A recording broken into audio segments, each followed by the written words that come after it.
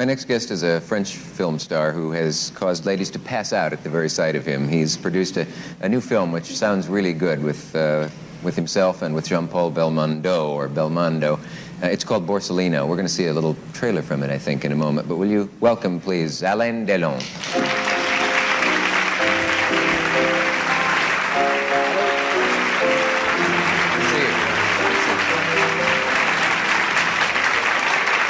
That's fine. Well, thank you for inviting me here, and it's nice to be with you, and I'm very pleased to be next to you, Miss Lanchester. Thank you, Lanchester. Do you have any nerves about doing this kind of thing? Is this a new bag for you, as they say in the trade? Well, I have nerves, and especially about my English way of speaking. You'll find out later on, probably.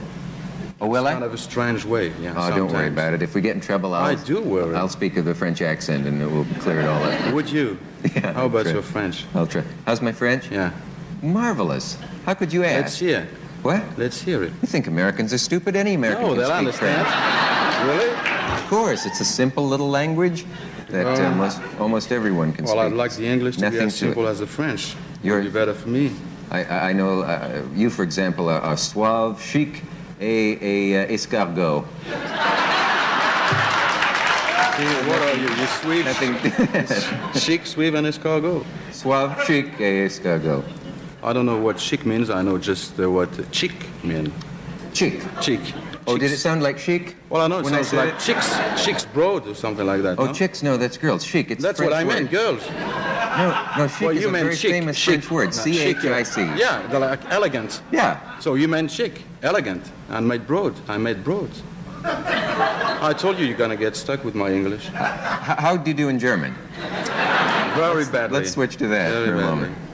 When Alain Delon passed away on August 18th, what did you feel? What did you know about Alain Delon? Was he just the impossibly handsome young man in Purple Noon, the stone-faced assassin for Jean-Pierre Melville? Maybe you didn't know anything at all. Maybe he's just another fleeting name in the Chiron scroll at the bottom of your screen. A, quote, French screen legend, unquote. Vous avez l'air de croire que je partage sa vie. Je le rencontre de temps en temps. That is French actor Alain Delon in the 1960 film Purple Noon. He died today at his home outside of Paris. Delon was a superstar of European films in the 1960s and 70s, although his Hollywood career never quite took off. Today, French President Emmanuel Macron called him a French monument. Alain Delon was 88 years old. I read in some eulogies that he was a French James Dean. We on this side of the pond always want to contextualize foreign artists in relation to our own screen icons. It's a reductionist bit of shorthand that works for paragraph blurbs that weakens under any meaningful inquiry. With this podcast, I wanted to highlight the talents that made Alain Delon a French screen legend. Although Delon recoiled at the mention of being a movie star, that's what he was. A magnetic, irresistible on-screen personality, whether he was largely mute, as in The Samurai, or broad and funny in Zorro. He called himself an actor, beating back the widely held notion that he was just a pretty face. And he was, but the two concepts, respected actor and matinee idol, could and certainly did coexist. My guests on this episode have each chosen an Alain Delon movie that meant something to them, each of them approaching the same actor from a similar, but slightly different angle of affection.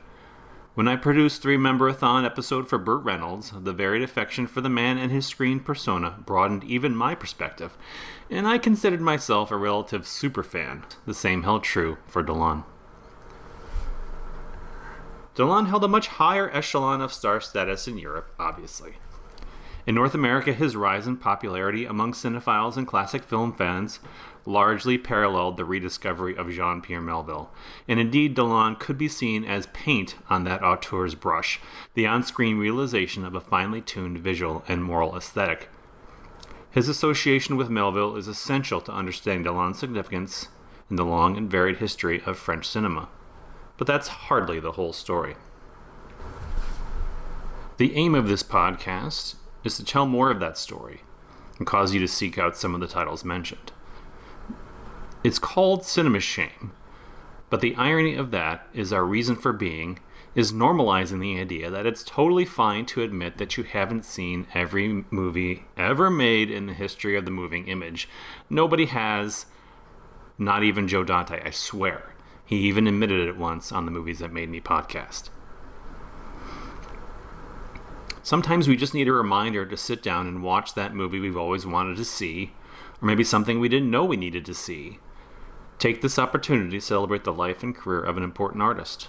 Unfortunately, with so much content and other stuff going on in our lives, it takes the death of Alain Delon to white-knuckle those viewings into existence. Well, I'm just coming back from 48 hours of questioning. It wasn't that funny. But anyway, what else can I do? I'm not that tired anyway. As soon as I come back home, I just play 5 minutes at the billiard. And I just forget everything. It's all right. Alain Jean-Francois Delon was born on November 8, 1935, in a wealthy Parisian suburb. His father was a film projectionist at Cinema La Regina, later cinema director. His mother a pharmaceutical assistant and usher at the same theater. His parents divorced when he was only 4. Despite both remarrying, he was entrusted to a foster family. When his foster parents died, he returned to the shared custody of his biological parents. Boarding school followed, also a series of expulsions for petulant and unruly behavior. He tried to run away to Chicago, of all places, but got as far as, and pardon my abominable French, Châtellerault, which is not very far, before his temper landed him and his traveling companion in jail. Instead of finishing his studies, he joined the French Navy. At a maritime training facility, he was caught stealing equipment. The Navy gave him the choice to leave or extend his service by 2 years. He extended and served through the French Indochina War in 1954. It was around this time that he first saw Jacques Becker's film Touché pas Grisby and found himself drawn to the performance value of his future co-star, Jean Gabin. But towards the end of the conflict, Delon once again ran afoul of authorities. He stole a jeep and was summarily dispatched from the service of the French Navy and spent his 20th birthday in military prison. He returned to France in 1956 and cut off all ties with his family. He worked odd jobs in and around Paris and slipped into the world of organized crime. Here, his Wikipedia bio says he associated with thugs and gigolos, one of whom was a homosexual named Carlos who ensured his protection. I don't know that I want to do more research to verify the truthfulness of the French language source of this information, so I'll leave it here, unedited, for your pleasure. It was actress Brigitte Aubert, who had once appeared in Hitchcock's To Catch a Thief, who caused him to distance himself from the more nefarious influences. She brought him to the French Riviera during the 1957 Cannes Film Festival, where he was spotted by a talent scout for David O. Selznick. Selznick offered him a 7-year contract on the condition that he learned to speak English. Delon gave it a shot, but for Delon, intentions always came with a catch. He took another actress lover, Michel Cordoue, who convinced her husband, Yves Allégret, to cast him in the crime film Send a Woman When the Devil Fails, which is available on YouTube if you're curious. The role was of no significance, but Delon credited Allégret with the advice that catapulted him into acting. In a 2017 Vanity Fair article, Delon recalled this advice. Speak as you speak to me. Look at how you look at me. Listen as you listen to me. Don't play. Live. He said that changed everything. In his next film, Be Beautiful, But Shut Up, I won't even attempt the French title, Delon appeared with another up-and-coming actor, Jean-Paul Belmondo. The first of 10 films they'd make together. During filming, Delon did some very Delon things and borrowed a Renault 4CV belonging to the second assistant director and rolled it 5 times in the St. Cloud Tunnel. Delon walked away with only the scar under his chin that would become part and parcel with his on-screen persona.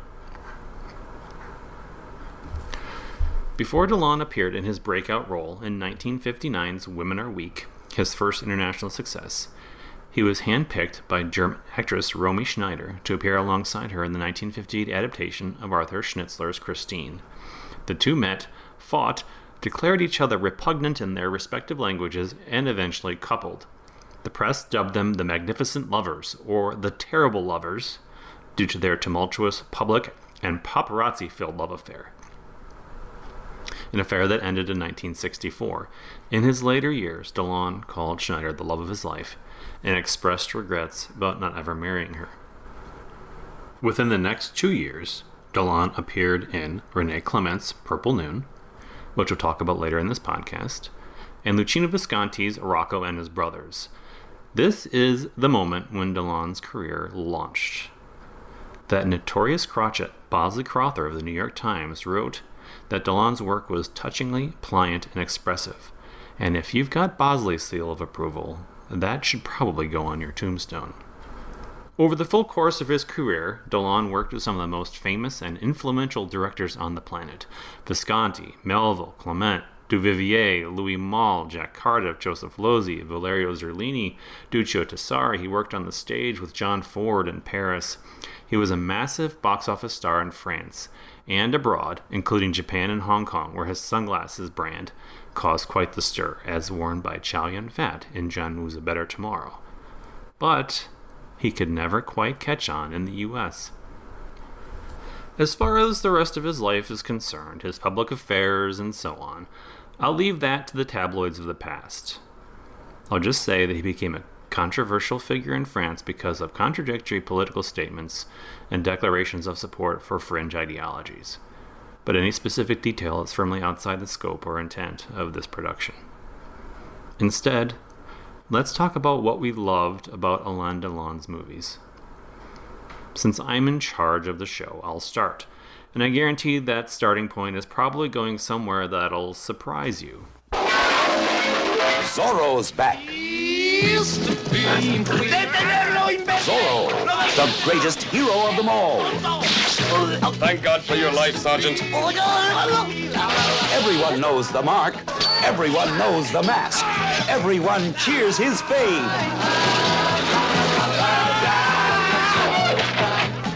It's the all-new adventures of Zorro.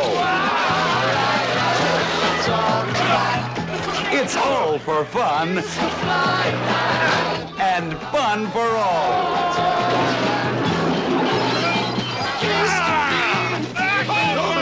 Zorro, the spirit of adventure.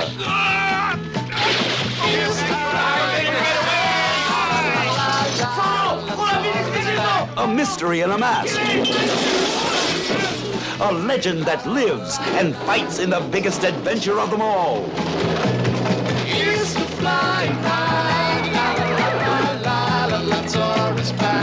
No danger too great. No escape impossible. Zorro's everywhere. It's all new. It's all fantastic. Zorro, the most incredible daredevil in the most spectacular action. It's the all-new adventures of Zorro. Duccio Tessari wrote and directed dozens of Italian genre films, peplum, jolly, espionage, adventure films, but he was especially adept as a director of spaghetti westerns. 1965's A Pistol for Ringo achieved international success throughout Europe and made a splash in the American market when it was released in North America the following year.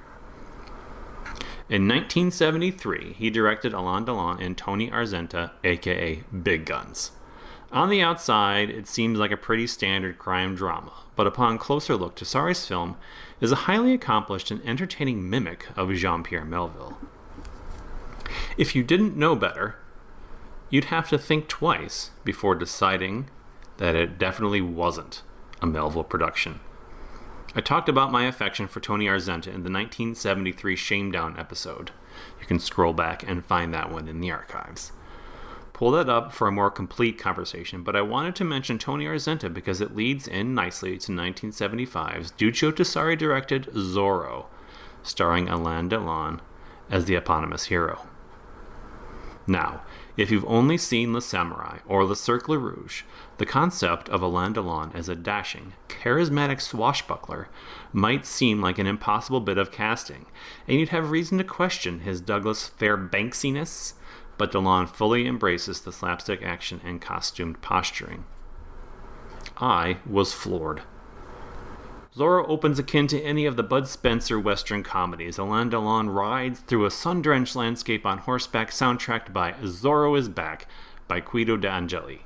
He enters a bar. A cheetah growls. The exposition begins. And it's all a rather serious affair. Delon is Don Diego, a man who assumes governorship of a Spanish province to avenge the murder of his friend by the corrupt Colonel Huerta, a bandit king who otherwise rules the territory. Huerta is played by Stanley Baker in ostensibly his final film role. Delon arrives pretending to be the new governor, dressed in powdered wig, ruffles, and tails, a full fop, a total pushover. Delon, affecting the stock character of the Ponce, is itself a comedic twist on his earlier role's stoic seriousness. Only now, at the 15-minute mark, do we recognize, through a series of sight gags, vociferous aunts, and a Great Dane named Assassin, that we're dealing with something solidly off-kilter. I queued this movie up on Streamlink only because I imagined a late-career Alain Delon paycheck throwaway genre flick, and while those offer their own unique pleasures, this was not exactly that. Delon committed fully. Desari keeps the tone loose and focuses on the more comedic elements of the storyline. The very next day, I ordered the Blu-ray.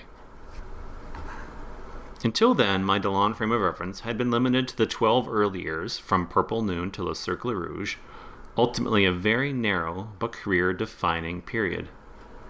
The films are iconic, directed by a parade of internationally acclaimed auteurs. But before Zorro, I couldn't name a movie in which he appeared that wasn't one of those early essentials. I did what any self-respecting movie watcher would do under those circumstances. I pulled up his IMDb filmography and marveled at all the movies I didn't know. More collaborations with Jean-Paul Belmondo, Charles Bronson, Burt Lancaster, a movie based on a Richard Matheson story, a supporting role in Volker Schlondorf with Jeremy Irons and Ornella Muti. He even directed 2 films in the 80s. Deep dives like these have only been truly possible within the last decade or so. And a little bit later, I'll have the pleasure of talking to that old movie weirdo Will McKinley about his own journey down this very same path. Indeed, it requires a wealth of streaming services and the concession that even as much as we know about movies, and as many movies as we've seen, we're still just scratching the surface. And I think that's where a lot of us are as fans of Alain Delon here in North America. Over the next hour or so, we're going to talk about some of those movies and point you in the direction of where to find them. So if you're just a little bit Alain Delon curious, follow us down this rabbit hole and celebrate the life of a true screen legend.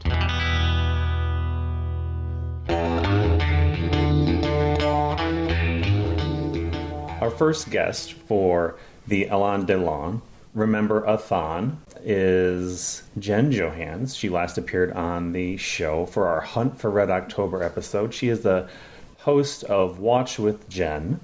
I'm so happy to have her back on the show to talk about Alain Delon because I know she is a fan, and she had a quick response for which movie she wanted to talk about today.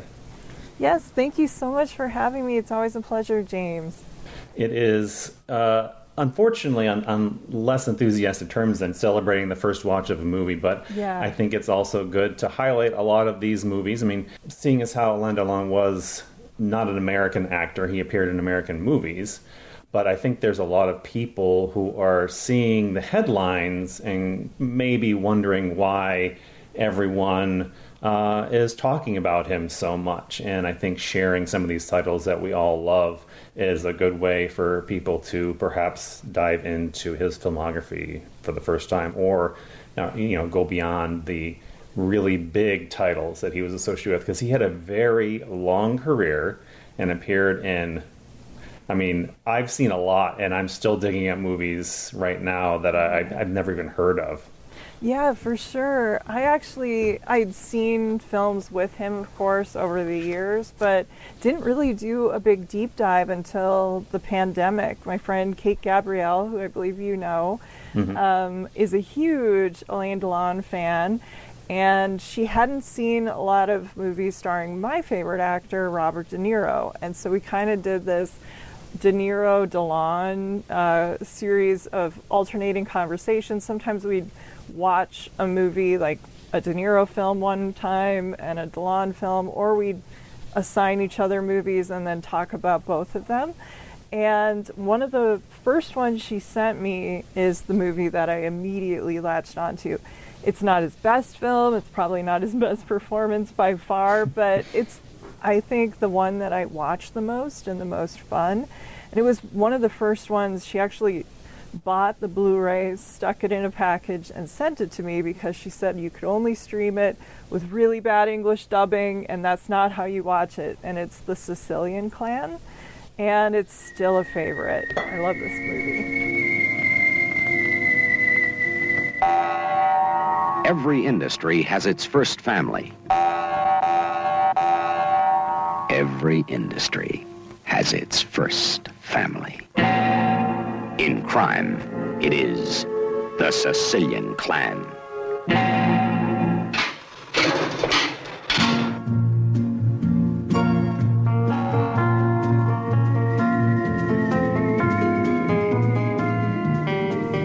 I had only seen it recently, so this is a good one to bring up just because it was pretty fresh in my mind. Good. I'd had it on Blu-ray from Kino Lorber. Yeah. And it was just a couple months ago. I was just kind of wandering through my collection, and I saw the title on the shelf, and I didn't even know what it was, when I got it, or why I had it. So I pulled it off. It's like, oh, clearly this is why I have it. The movie is memorable on its own, just as a really solid crime caper. Yeah. But if you've seen the movie, you can never forget Alain Delon beating the crap out of an eel on a rock. No. It is that scene will always stand out to me from the Sicilian Clan as like one of the iconic Alain Delon moments. Even like you said, maybe not one of his best performances, but there's some iconic scenes and just the quiet cool that he always exemplified in his crime films. Yes. Well, the eel scene is kind of like in those Vietnam movies when we were kids, when you found out the guy had completely lost his mind and they have to pull him back, or in Office Space beating the printer. That's basically what we're talking about with the eel, or the fax machine, I should say, in Office Space. Get it together, Jed. But this film has one of my favorite escape from custody moments, which is funny because Le Cercle Rouge, also with Alain Delon, has another one of my favorite escape from custody. That's aboard a train. This is a transit vehicle, gets out underneath traffic. You can kind of see Michael Mann would have loved this film, of course. There's also a really great airplane heist that takes place later on, where they land the plane on a runway. I just think it's really exciting. It's so fun. He has killer sunglasses in the movie. I mean, he's kind of synonymous with sunglasses. That's his thing. But this film, I guess, inspired a craze. Everyone wanted to find these shades, and they're actually brown, which is surprising because I think you would imagine that he would have black shades. Yeah. I mean, that he is known for the sunglasses, and I had to. You mentioned the brown shades. I had to really kind of pause the frame. I was curious because they didn't, whether it was the print or something, because it intrigued me enough to know whether they were black or brown. I thought it was. It seems like such a silly, minute detail to care about, but I was like, I just wanted to know whether they were brown. And that's an interesting tidbit for the fashion conscious listeners among us. But you're right about the we're introduced to him with this escape from the moving armored vehicle, and it is like you're thinking about the French noir tradition of filming escapes and safe cracks, looking at Rafifi in real time and not, quick cuts, quick action. There's a lot of him sawing through the floor with his tool, and we're not cutting back and forth and just progressing time. I mean, it's the part of why this scene is so much fun. My cat is just running roughshod through the room at the moment. But part of why I see this so much fun is because we do get that extra added suspense. Yeah. Cutting back and forth between him locked in his, I guess, tiny big van compartment, and he's cutting through the floor, and the security guard keeps coming to check on him, so he has to quick act casual and look like he's not doing anything. But in the quick cutting back and forth, there's no progression. We are watching him saw through this floor in what felt like the amount of time it would take someone to saw through an armored car floor, and before they have I guess, sort of a rendezvous point when they stop traffic and he's able to slip out the bottom. Yeah. But I did immediately think of the scene in Rafifi, and I think that's the way this film operates as a whole too. And when we're talking about the hijacking the plane and landing it on the highway, and it's not it's not sensationalized. No.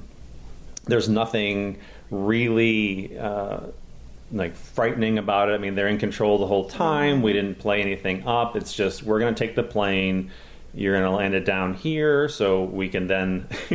And it's funny, when they land the plane, there's 20 cars just parked there waiting for them. Nobody noticed. Nobody noticed, and then they just get in the cars and roll away. Yeah, the part of the highway that they're still working on. I will say, post 9/11, seeing that plane going over by where the Statue of Liberty and approaching Manhattan was a little eerie to see that scene. But no, it did have a little different resonance to us now than it probably would have. Unintended, modern, added poignance and a little bit more fear.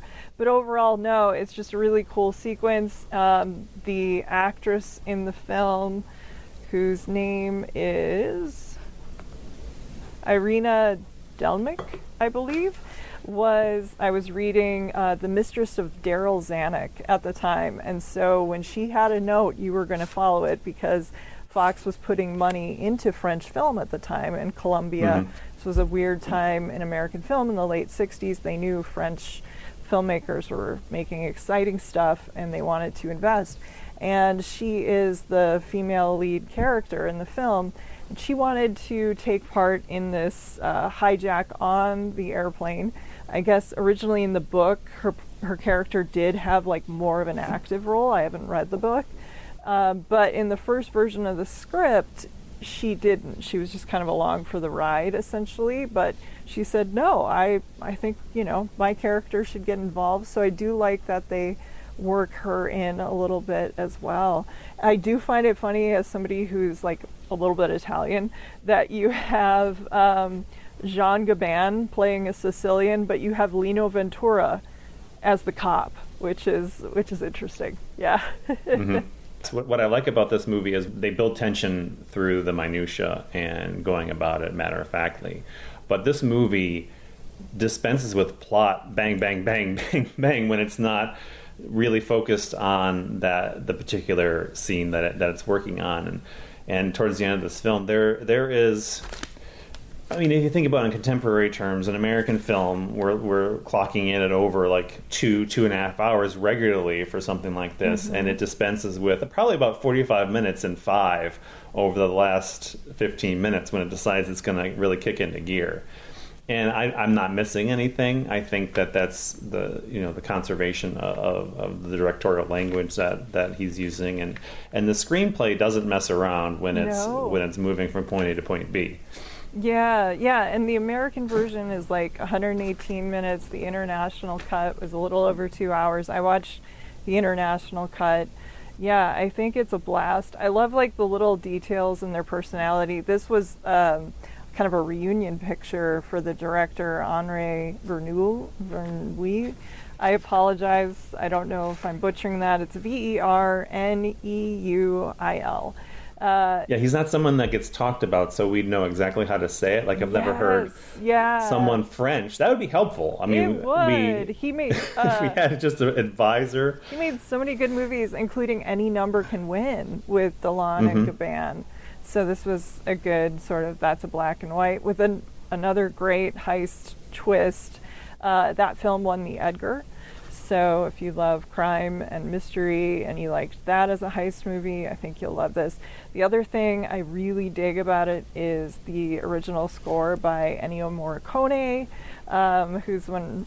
And you know it's a Morricone score from the first frame, too. Yes. Yeah, the strange little plucking and the punctuation, and it's amazing. Last fall, I went to the Academy Museum with my friend Donal Logue, and we saw the Ennio documentary that Giuseppe Tornatore directed, and he introduced it, and everyone, you could see them like sitting up straighter at the parts of their favorite scores, and you know, The Mission and Days of Heaven and The Good, the Bad, the Ugly, you know, all the ones, everyone was into it. And then we get to something like The Sicilian Clan, and I'm like, ooh, and people are looking at me like, what the hell is that movie? Yes, but I love this score. Yeah.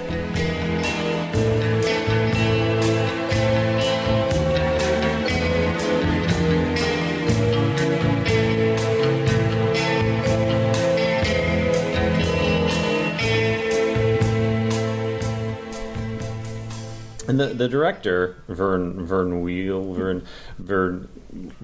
call him Vern. How he was a very earnest of us, yes. Yes. Hey, Vern. He's not a well-known name here, obviously, but he was quite prolific in France, and he directed. He was a French playwright and filmmaker, screenwriter. Worked for more than 40 years. Directing films, and by all accounts, I knew only of a few of them. I had seen Any Number Can Win and Greed in the Sun, but going down the list, it was an impressive array of stars and well-regarded, you know, not just genre cinema. And I think it's some of these deep dives we do are great. For, you know, we have this entry point like Alain Delon, who you know we love, and we start looking at these films and like, okay, who made Alain Delon, and we're looking at Melville and this one, So I mean, and Visconti, is well regarded, but I mean these are less names that aren't as well known, and I think we can, as you know, film lovers and people who are looking for inroads and trying to find those deep hidden nuggets in foreign cinema. I think this is a great way to do it, is to revisit these favorite actors and go back through the threads that arise from them. Yeah, and it's so cool to see the movies, like you were saying, that nobody talks about, like Mr. Klein. Earlier in the year, I did an episode with Robert Bellissimo on Visconti, and we talked about, of course, The Leopard and Rocco and His Brothers, and he's, you know, just phenomenal in those movies, and they're very affecting. But yeah, there's something about the French cool crime movies that are a good entry point before you maybe go into some of those far more dramatic works. Like, and this is based on a book by Auguste Le Breton, who wrote Rafifi and Bob Le Flambeur. And so, the pedigree of this thing, I think, will get people in for sure. In many ways it did. It made me want to go back to Le Cercle Rouge, too. Oh, I love that film. While it was the first Melville film that I saw. Oh, cool. When it was restored, I feel like this was late 90s maybe when that restoration happened of Le Cercle Rouge, and they're advertising it at art house cinemas, and at the time I didn't know who that was. So seeing that trailer, I was like, instantly, this is something I have to see. I didn't know if it was old or new or what was I knew so little about French cinema at that time. I had gone through my Italian cinema phase, but I had not yet really dug into that. And there's a lot of similarities here that made me, maybe want to go back to Le Cercle Rouge and vice versa now, I think, because the Sicilian Clan is a more recent watch for me. But yeah, there's just there's just so much to dig into in this arena, and so much of Alain Delon is tied to the 60s and 70s crime films. It feels like it's endless amounts of movies that I still have to catch up on, and watching it again when I was looking for clips yesterday, it was just a reminder that there's just so much more out there that we can get into. Yeah, and I think like we were both kind of comparing the Escape from Custody and Le Cercle Rouge to this, but also I was thinking about Un Flic, the cop story by Melville, and there's a scene with like a helicopter and a train, and it kind of has the audacity that you see in that final sequence. Although this is much more matter of fact, like that is a nail biter and a half, so they take a different approach. But yeah, I really loved you inspiring me to do a rewatch of this, because I think now I got to watch a bunch of these movies again. Yeah, it's hard to stop with one. And in programming this episode and asking people what their favorites were and what they wanted to talk about, we do have an Un Flic segment coming later, and a Samurai, and hopefully a Cercle Rouge, and I'm just really excited to have a reason to set aside the other research I'm doing and watch all these movies to record this episode. And I do hope that people are kind of watching along as we go through these two and adding a few names to the lists. Yeah, 100%. This was a really good idea, James. Thank you.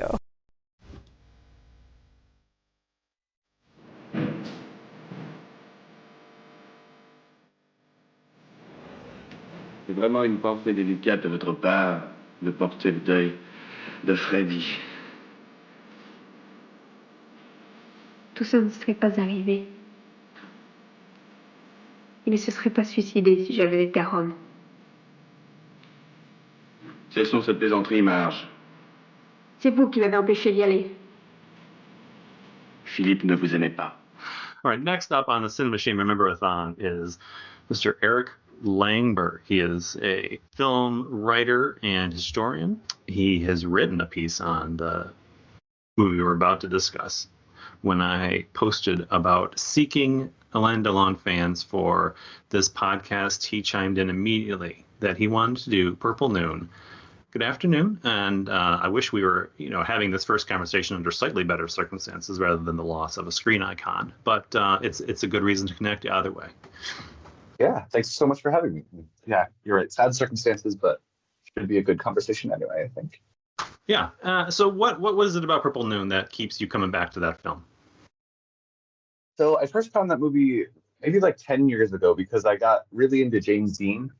I was at the library one day looking for just like a biography of some old movie star to read, and I picked up a James Dean biography, and whatever it was just had a casual aside about Dean's influence on acting, and they mentioned Alain Delon as quote unquote the French James Dean, and so Dean, of course, was only ever in 3 movies before he died, and I wanted more, and so that was sort of my window into like old Hollywood. So I watched a bunch of Elizabeth Taylor stuff and a bunch of Natalie Wood stuff and a bunch of I found Tab Hunter that way, but I wanted more, and so I remembered that the French James Dean, and decided to dig into Alain Delon, and landed on Purple Noon first because when I was looking, it was a Criterion flash sale, and the cover caught my eye, and decided to blind buy it. A strange friendship springs up between 2 young men, a friendship whose ingredients are jealousy, amusement, and hatred. For Alain Delon yearns for money and for Marie Laforêt. Je t'aurais suivi en enfer. Son père pouvait pas nous voir ensemble. Je trouvais pas se distinguer. C'est drôle. Parce que maintenant, c'est lui qui m'envoie. 2 men and a girl are to become the protagonists of the strangest drama. The talented Mr. Ripley weaves a magic spell of breathtaking scenes of the sea and of the intense life of southern Italy. It's a good place to start, too, as it is he appeared in movies before Purple Noon, but this is the one that made him a star and put him on everyone's radar. It is impossible to look at an image from Purple Noon and say that he wasn't going to be a star. He seems genetically engineered in a lab to be a movie star just based on the way he looks. And I think that's why the James Dean comparison carries some weight. But you disagree slightly with the actual on-screen persona component of that analogy. I do. So James Dean, what got me and what I think got a lot of people at the time was how expressive he was. Sorry, I've got a siren going past. I don't know if you can hear that. It's ambiance. It's character. Fair enough. James Dean was extremely expressive. So in like just a moment, he had so many different expressions that crossed his face, which I think fit his acting style very well. He was so many of his roles. Well, again, there were only 3, but were just sort of about repression and just being, a teenager who's bottling everything up. And so you could sort of see everything happening on his face. But when I watched Purple Noon and Le Samurai and Swimming Pool, the thing about Alain Delon to me is how little expression he has on his face. It's just the beauty. He, especially Purple Noon and Le Samurai, like the point is that you can't read his expression at all. Like he's creepy in just how still he keeps that beautiful face. And so the comparison is definitely surface level. Like they do sort of resemble each other, and from what I understand, like just the emergence of him as a star sort of captured something the way that James Dean captured something in his generation too. But their acting style, to me, Alain Delon is so good because he's so still, and it makes us want to know more. It makes us want to keep watching to see if we can sort of figure out what's going on behind that blank expression. In my conversation about Un Flick for this podcast, we talked about how that blank expression allows the viewer to project a little bit more. The actor does so little leading with our interpretation of his characters. And that's what we ultimately attributed Un Flick's success to, was that the movie itself is so threadbare that it gives us a mystery based on the characters' even interpersonal relationships, because of the love triangle that's at the center of it, and proposing that maybe we are reading so much more just because of how little expression that Alain Delon provides. And that's not to say that he is expressionless. I do think that he was almost, the film history is long and wide, but in terms of actors that I've seen who can convey more with less. Yes.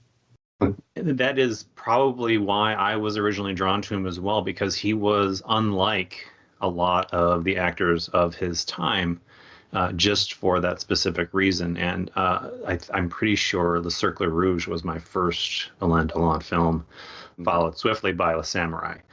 And these were familiar genres, and they felt wildly different from the similar American films. And I attribute that to the fact that they're often concerned with the methodology of the actual crime, or the whatever is being undertaken. It's the to go back to a term we talked about on a previous podcast, the competency porn of the movie that's so intriguing. Yeah. The Samurai, for sure. It's definitely like a process movie. Like I'm thinking about that bit where he's in like the lineup. There's a room full of possible suspects, and they're just sort of one by one going down the line, just sort of staring at each person. Which, yeah, it's not the way we would approach that kind of a story here in, Hollywood. No, and you're right. It draws us in and makes us want to know more. And I think that carries over to Purple Noon, right? Exactly. And how he goes about the crime that he aims to commit. Exactly. His version of Tom Ripley is, Matt Damon was a little more charismatic. Like the Matt Damon characterization is, he can turn it on when he's around other people in a way that lets him into everybody's inner circle. But I think Alain Delon's version is, it's blank. As an actor, he's depending on the audience to project, but as a character, he's also depending on the other characters to project onto him everything they think they see when they meet this guy who, is pretending to be part of their social circle. It's a perfect marriage of actor and subject, I think. And how do you think, or how would you wager that the Alain Delon performance in Purple Noon works as well as it does, and compare that to what Matt Damon does in Talented Mr. Ripley? Because they're based on the same Patricia Highsmith novel, but the tones of each are very different. Yes. And I think that relies strictly on the actor's interpretation of the part. And actually, while I'm mentioning, we're talking about it, I was watching Purple Noon again this morning to freshen up a little bit. And I was actually surprised that Alain Delon showed as much charisma in it as he does, because I remember him being more of a cipher compared to Damon. And I will say that I saw Talented Mr. Ripley before I saw Purple Noon, so I had expectations going in that were leading what I expected from the character, and I found Delon's characterization of Tom Ripley to be far more interesting because of that cipher. Yeah. I guess we can also throw in Andrew Scott here from the new Netflix show. Right, yeah. Which I thought was closer to Alain Delon than Matt Damon, but he's doing a sort of a third thing where he tips it to the audience, but not the other characters in a way that Delon doesn't necessarily do. There's a self-awareness in this. And I think that once you're doing third and fourth adaptations of a source material, it's almost required because you're bringing so much extra textual information into the production. Exactly. And I think that, I talked to some friends who loved the Matt Damon movie who couldn't get into the Netflix show because they were expecting that sort of, that movie is a lot like sun-drenched Italian cityscapes, whatever, just sort of like a fun travel movie too. But the Netflix version is, shot in black and white and is a lot more just sort of thoughtful rather than, charismatic and fun. But I like that characterization. It's closer to Purple Noon in that sense. The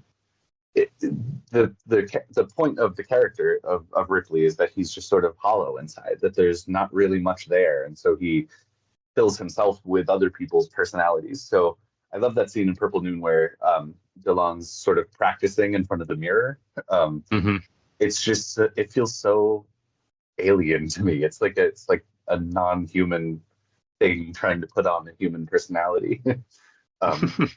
And yeah, I find it so chilling. And you're right, he is charismatic, and the fact that he can go from just nothingness to it feels like an approximation of human charisma rather than actual human charisma in a way that I think is just brilliant. It does feel like an impersonation, like sort of an alien invasion where they're learning how to be human in order to trick the humans. And I'm glad you brought up that scene specifically, the scene where he's trying on the clothes and seeing how he looks in his his supposed friend's wardrobe and learning how to become him. The way Clement shoots that, there's a very interesting shot, and I remember from the very first time I watched the movie because I thought it was so interesting, and I didn't necessarily understand how how it was going to unfold, obviously. But he's laying behind the suitcase on the floor, putting on the clothes, and he stands up from behind the suitcase. It's a very low angle shot, so he's obscured by the massive clothes on the floor, and stands up and becomes his friend. And I just thought that was such a beautiful individual moment within the film, and how a director can shape the interpretation of the individual piece of cinema just based on that one shot. And it's one of those things you may not remember as the movie unfolds, because it seems to be sort of just like, oh, it's like a fashion show moment in like a teen movie where they're just trying on clothes and having the makeover. Yeah, exactly. But going back to watch it afterwards, I'm like, that is such an interesting way to shoot it, and the framing and how it plays into the larger structure of the film. Anyway, yeah, the shot for me in that scene, he's sort of like drapes himself against the mirror, like I think he goes like fully like cheek to cheek at one point. And it's very like Narcissus gazing into the pond, like just in love with his own reflection. Yeah, love it. Creepy. But he's so pretty. It is undeniable. Yeah, there's this writer, Darren Waldron, who calls his acting style just a form of narcissism, which I think is interesting. Delon himself later called himself, and I don't speak French, but homme ideal, an ideal man. Like he described himself as like the platonic ideal of what a beautiful man should be. I think Waldron is right that you can see that in the film. The piece that I wrote about the movie is sort of focusing in on the very last scene where he's just sort of relaxing on the beach and not realizing that his crime has unraveled and everybody's pegged him for the murder and is closing in. But he's just sort of relaxing in this beach chair, just taking a slow sip of a shot of tequila. And really in that moment, like, all we do as the audience is we're just sitting there looking at this beautiful actor on screen. Just sort of the whole movie slows down, and it's just this moment of on-screen beauty, just sort of warping the movie around him. It happens in the swimming pool. Waldron writes in detail about that, but that's sort of his thing. He's just so otherworldly in a way that he's just an object of. It's not even necessarily lust. It's I don't know. He's beatified in a way, just like a beautiful thing to gaze upon. I think that you're kind of dancing around like what pure cinema is. Like, yeah, no, you're right. You're dealing with the beauty of the image, and part of that beauty is the face value attraction to people who are, generally legitimately humanly attractive. Yeah. And I mean, I can't disagree that there may be no more perfect version of that than the way Clement frames Alain Delon in Purple Noon. Yep. I think Epstein called it photogenie, just sort of some quality of the photographic image that excites us as an audience. Just it's hard to put your finger on, but it's something magical about movies and about how people look on camera that just thrills us in a way that no other art form really does. Yeah. And I thought it was interesting too that he was such Alain Delon was like an over-identification. He recognized what he was on screen. I mean, and like I said, I think he celebrated that, and why not? But he also went out of his way to say on multiple occasions that he was not a movie star, and that he was an actor.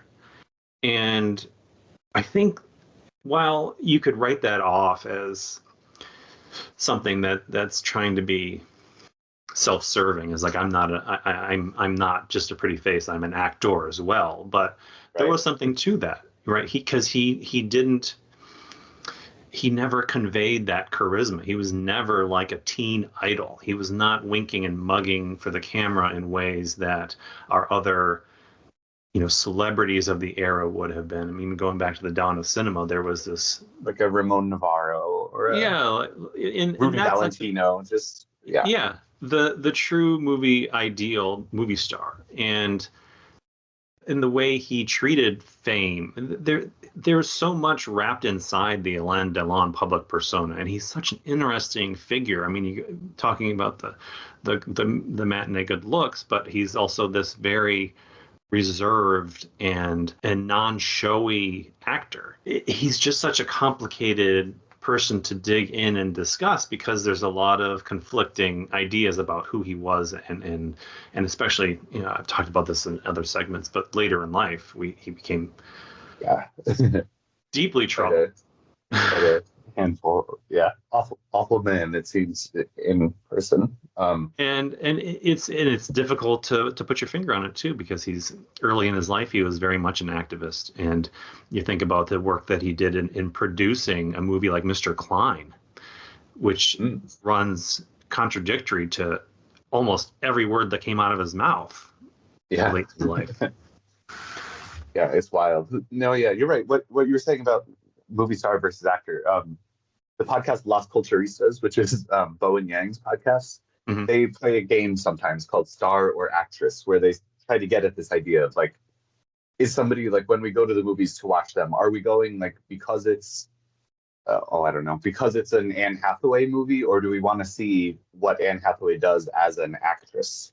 And they get into some like intense discussions sometimes about whether people are like, is this person just a star persona, or are they like an artist, a craftsman? And it's tough sometimes to tell, because sometimes I think people unfairly get a reputation as one or the other. Like my favorite example, when I was talking about that game with friends, would be like Elizabeth Taylor, who we think of as such a movie star. Like, she is, off the charts, like a persona herself. But I think she is an artist too, in ways that she doesn't get credit for. I think, like her in Giant, for example, or stuff like, of course, Who's Afraid of Virginia Woolf. She's incredible. Like, when she turns it on, like, she is. There's no one better, I think.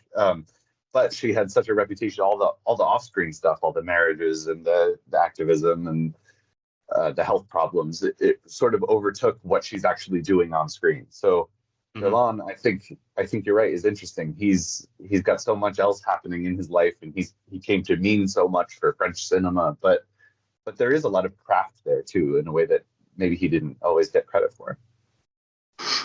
And I think a good way to wrap this conversation up, have you seen Joy House, out of curiosity? Oh, I have not. So Joy House is a movie he did with Renee Clement 4 years after. Not 4 years? Timelines are meaningless to me. Yes, 4 years, 64. And it's another mystery type thriller co-starring Jane Fonda, which I think is a very interesting pairing in 1964. Well, that's fun. It is. And without getting into too much of the nuts and bolts, I think it kind of goes out of its way to shift the narrative about Alain Delon in ways coming off of, I mean, Purple Noon at this point would have been clearly his standout performance. And in this movie, it's black and white. I mean, he's clearly a bad guy. Everyone in this movie is kind of bad. But I do think it plays with that image of him as this pristine young screen idol in an interesting way. And I think it'd be worth watching these together, especially since it shares the Renee Clement as director. That sounds like fun. I will definitely check that out for sure. It's available on a Kino Blu-ray. Yeah. Plus, it's got a great Lalo Schifrin score. That's always a good reason to check in. Nice.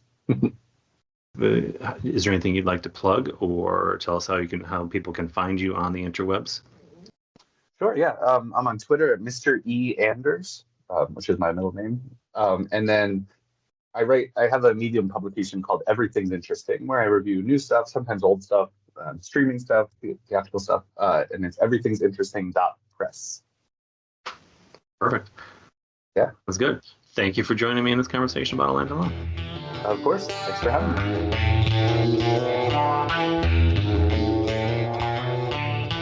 My next guest is Will Slater, a UK-based film writer who runs the Exploding Helicopter blog and podcast, which is of course dedicated to analyzing the beauty and eccentricities of exploding helicopters in cinema. This is actually the first time I've spoken to him other than the Twitter, so this is a very nice change. Welcome to Cinema Shame. I asked you what movie you wanted to pick, and you said...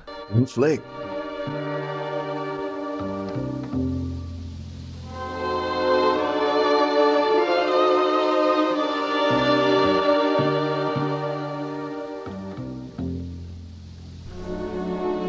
Now, why, out of all of the Alain Delon movies that you could have... there isn't even an exploding helicopter. There is a helicopter, which I think had to be the reason. Well, I mean, in addition to being a big admirer of Alain Delon, I'm a huge Jean-Pierre Melville fan, and any sort of consideration of the career of Alain Delon, you have to... talk about and consider the work that the three collaborations that they did, two of which are, I think, unimpeachable classics in both Delon's filmography and Melville's filmography, Le Samurai and Le Cercle Rouge. But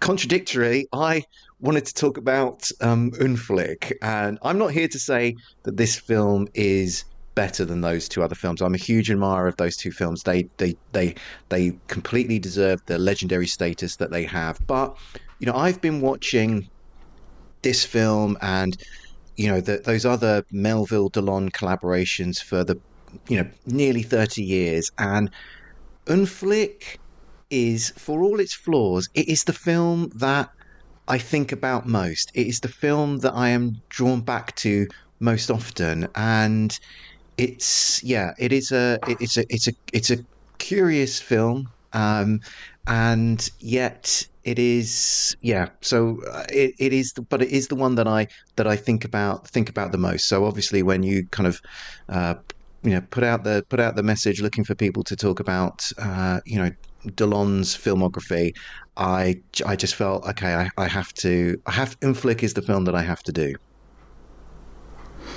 And it was interesting because Un Flick was the first of the Melville films that were chosen to discuss on this podcast, which I thought was interesting. It is a movie that I just saw recently, and it was part of the Melville completionist in me.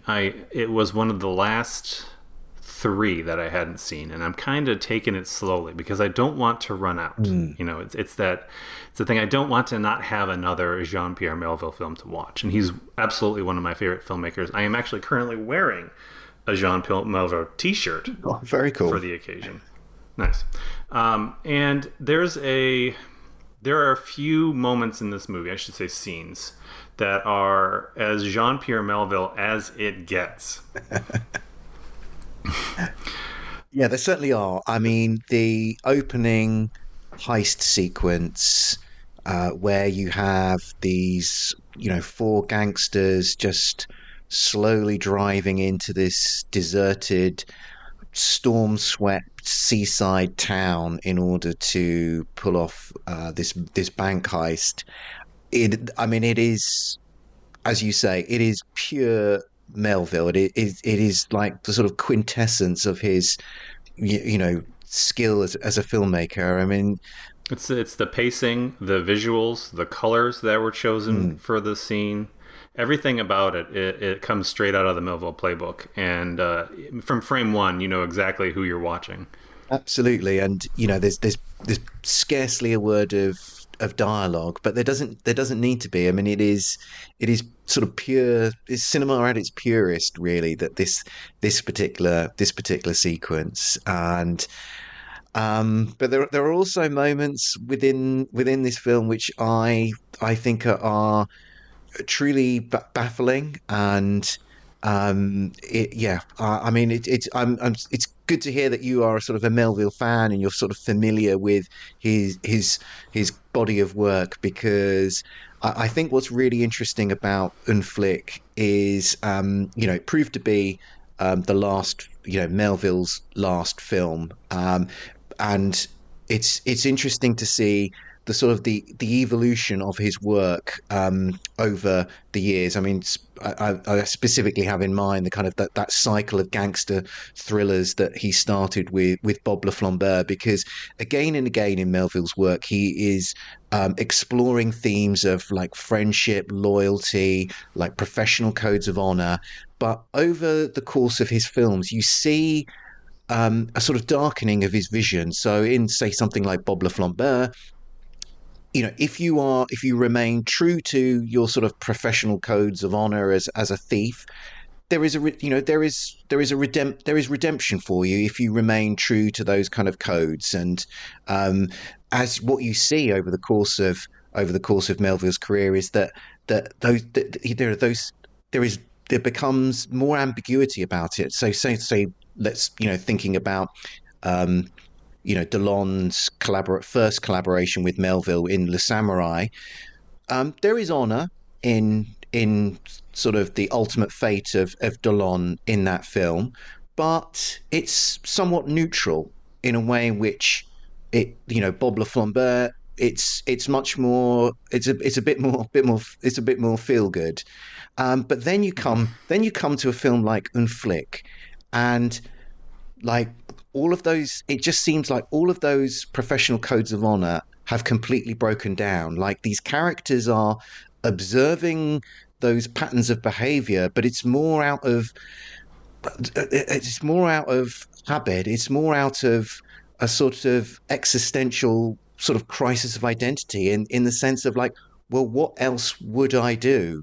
But other than that, like, yeah, people are acting in ways in Flick which you wouldn't see in those earlier films. And yeah, you can see in some ways the three films that Delon and Melville made provide a little miniature microcosm of that kind of broader change in Melville's views of the themes that he was exploring. You can see in the three films they made together, you can see there's a lot, they provide a little microcosm of that kind of journey that Melville was taking, from the late 50s through to the early 70s. This film feels very disillusioned. You're completely right about the evolution, and none of the characters have a measure of redemption. There are quote unquote good and bad guys, but none of them are exceptionally good. We have motives for acting the way they do, and there is a code, but it seems to be, I guess you could say, the two sides of the same coin. Yeah, absolutely, and I think that's that is set up structurally within the film, where you have Delon as this sort of burnt out, hollowed out police inspector, and he's friends with Richard Crenna's character, who is this nightclub owner, but also he is the sort of leader of a gang who is sort of pulling off a number of heists within this film, and they have some form of friendship, perhaps something more as well, which is another unusual quality to this film. I mean, if you're not familiar with it, I mean, there is some very, I think, very overt homophilia in this movie, which is very intriguing. I think for this time, for Melville as a filmmaker, interesting as well for Delon as well, because it's almost like he is critiquing some of the personas that he has adopted in previous Melville films or previous gangster films that he's made. And yeah, the world in which these characters habit, I think, you used the word disillusioned. I think that is the sort of the perfect word to sum up the kind of the mise en sense of this particular film. What's not said in this movie is more interesting than what is said, and it is, like a lot of Melville films, filled with long stretches of no dialogue. And rewatching scenes today, I rewatched my favorite scene in the film, which is when Delon walks into the nightclub, sits down at the piano, and just plays, and then he glances over at Catherine Deneuve, who is sort of idling in a doorway, and they share this prolonged glance while Delon is playing the piano. And in that moment, I was considering whether there was anyone else that could have done the same service to Melville's silence than Delon. Yeah. He is an actor that doesn't need words. He's in most of his films, he was silent. He was very quiet and brooding, and most of his acting was done with very subtle gestures and glances. And that scene to me is everything that their relationship was.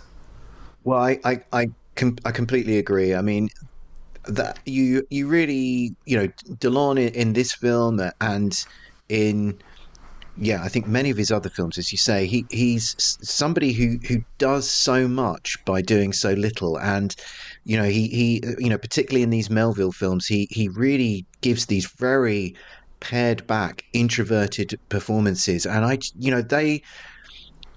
just think it's very easy to sort of underrate the skill that it takes to pull those off, because you're sort of doing so little. As an actor, it must, you must have probably have to put a lot of trust in your director, in terms of how they're going to film it, how they're going to edit it, but also, the skill as an actor to just be able to kind of be a canvas for the audio, on which the audience can, project meaning. And I think one of Delon's great attributes as an actor was he was always able to, there was always something enigmatic about him in so many of his films. And that provides a mystery. It's certainly in Delon's case that really draws you into engaging with him, as a performer. And there are many ways that you can be a screen actor. Somebody like James Stewart, I don't think you would ever describe him as enigmatic. His great skill as an actor was being able to portray so perfectly the emotion that the character that he was playing at that time needed to demonstrate at that particular. His greatest skill was his relatability. Yeah, and that was done through, his particular cadence and sort of a way of delivering dialogue that felt like everyone and no one at the same time. Yeah, there was a way to become the everyman just through dialogue, and Delon is.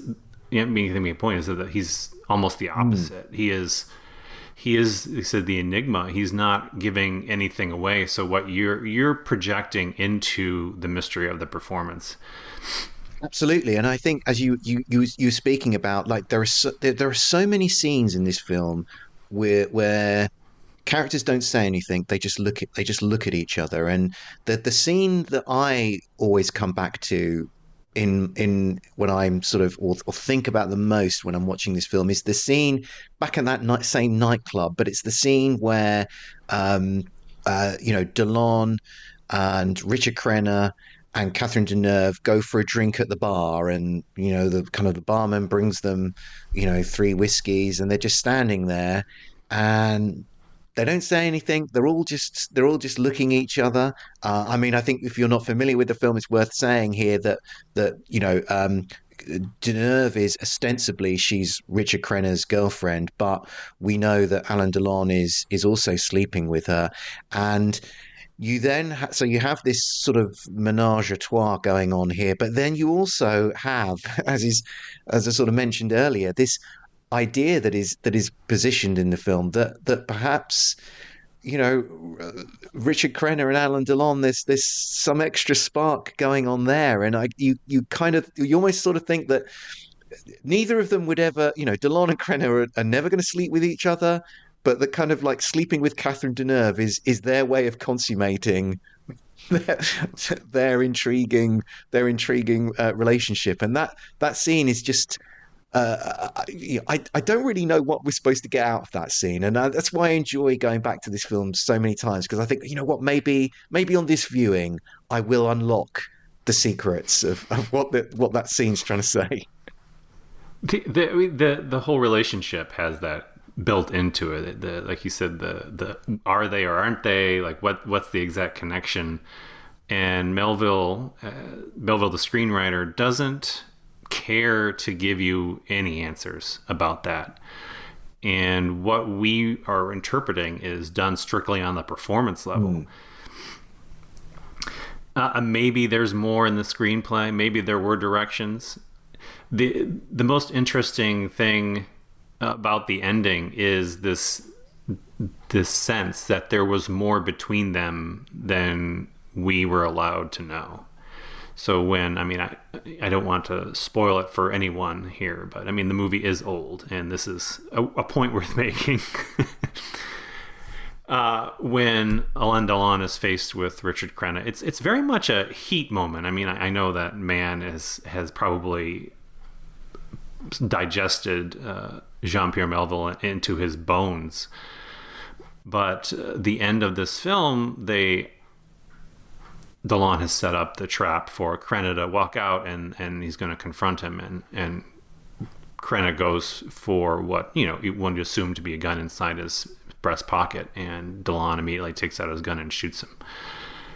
And there's no emotion, and we learn that he didn't have a gun. We don't even know what he was going for in his pocket,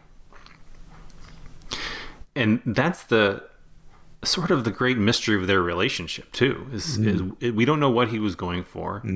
It's almost like he was, it seems he's giving him the invitation to shoot him to fulfill his duty, and then the movie ends and we still don't know anything. And for me, in some ways, that's the beauty of the film. It's why I keep coming back to it. And as much as I would love to know the answers, it's probably one of those occasions where it's better that I never know the answers, that no one ever uncovers a sort of, Melville's shooting script and all the intrigue of the relationships between Delon, Crenna, and Deneuve are unveiled. It's probably better that I never know, because then the film will retain that air of mystery, that air of magic, that air of ambiguity, which for me just makes it so compelling, and my kind of favorite of those three Melville Delon films. I think that's a good place to end it. At first, we have to talk about the helicopter, because I brought it up. The scene with the helicopter is interesting. It's a shot on the train when Richard Crenna is pulling off the heist from the train, and the helicopter's hovering above, and we are treated to what amounts to an establishing shot with a model train running on a track with a helicopter suspended above with the wires clearly visible. At no point, so if the shot, and having just recorded the Superman 4 episode, I'm very, very keen on picking up these special effect techniques and watching how the films are put together. And it's just such a curious inclusion, because you're working with threadbare budget apparently on this film, because they didn't even try. And what was even more interesting to me is that they hold that shot. they didn't cut away. Like if it's a couple second shot to establish the train and a helicopter proximity so that we can have the close-ups of the hook coming down and Krenna navigating the hook on the train, that would be one thing. But we sit there and revel in this, in these shots of two toys for at least what feels like 15 seconds. And I thought that was funny. And it doesn't detract from the movie in any way, but it is just a curious image.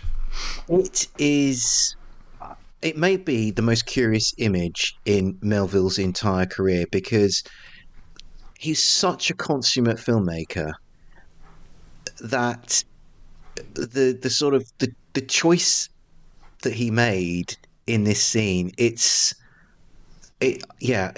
hard to know what he was thinking. And I was struggling to think of another example that even came close to that. I don't think there is one. Like it is such an anomaly.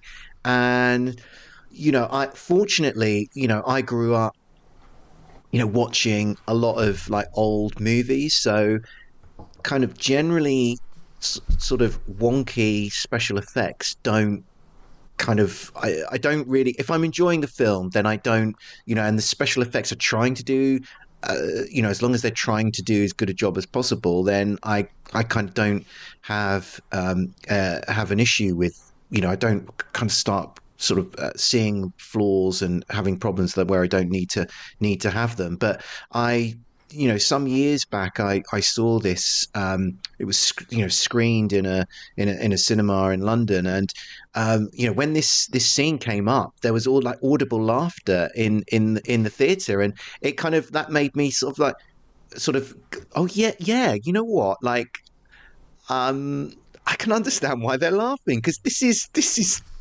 I kind of overlook it because I'm such a big Melville fan and I enjoy this film. But, for people just coming in cold who maybe don't have, they're maybe just sort of like, oh, yeah, who is this Jean-Pierre Melville? Let's go and check out this film. They come and they hit that scene for the first time and they're like, why are we looking at a Hornby train set and a miniature helicopter being dangled from some fishing wire? I feel I would have my gut reaction to be, how dare you laugh at anything that Jean-Pierre Melville ever put on film in that way.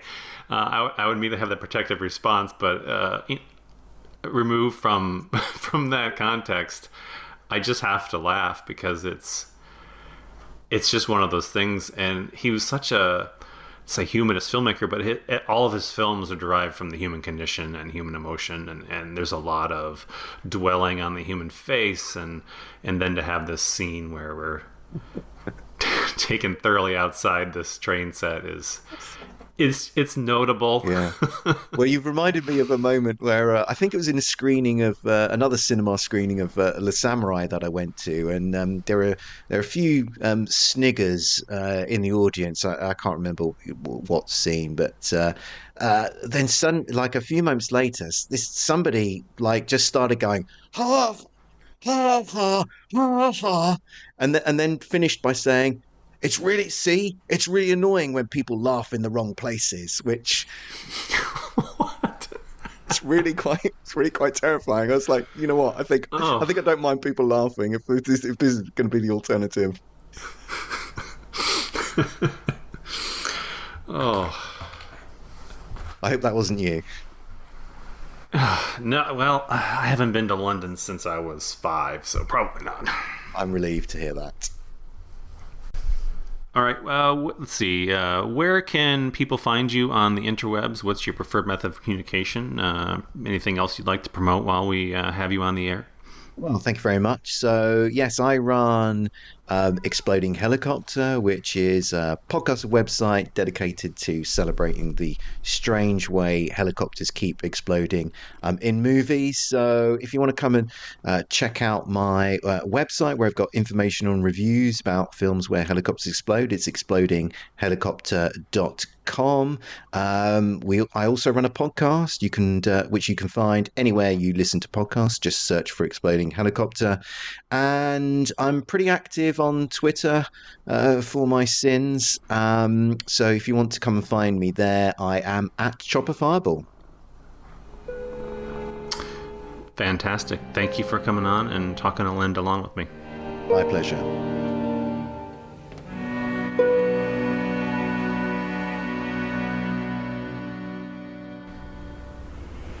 My next guest on the Alain Delon Rememberathon was actually the star of the third Cinema Shame episode ever. We covered the Marx Brothers. Here to talk to you about a movie that is near and dear to my heart is Greg Sahadachny. You got it in one. Perfect. Yeah, Marx Brothers, man. I forgot. We did that a long time ago. Long time ago. And it is the second most downloaded episode of Cinema Shame, I'll have you know.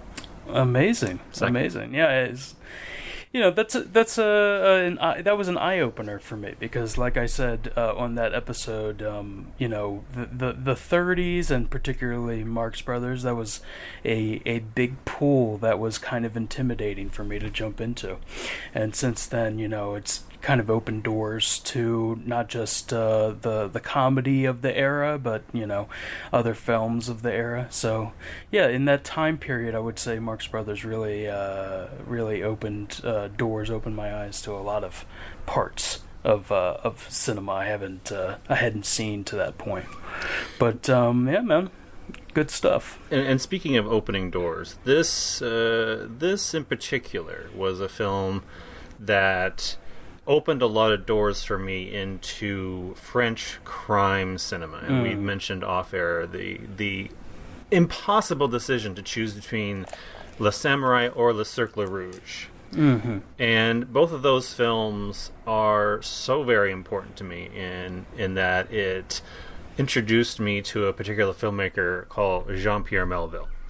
Mm-hmm. And he has since become probably my favorite filmmaker. I mean, and no hyperbole. The consistency and quality. I mean, he certainly didn't have a long filmography, but yeah, I'm not sure he made a bad movie. Yeah, I would say so. I would say that's pretty accurate. To be a filmmaker that all of those movers and shakers, all of those world changers of French New Wave looked up to that applauded him, of the previous guard of filmmakers, French New Wave filmmakers. I'm thinking of like Godard and Truffaut and all of those directors. They really turned their back in many ways on the old ways, on the old industries, while upholding and applauding both American and partially Western Europe standards outside of France.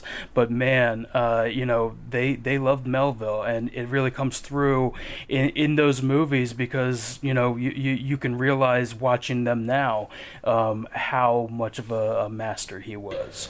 Quel est le nom de l'homme de 30 ans? Suis obligé. Ah, ça oui. Jeff Costello.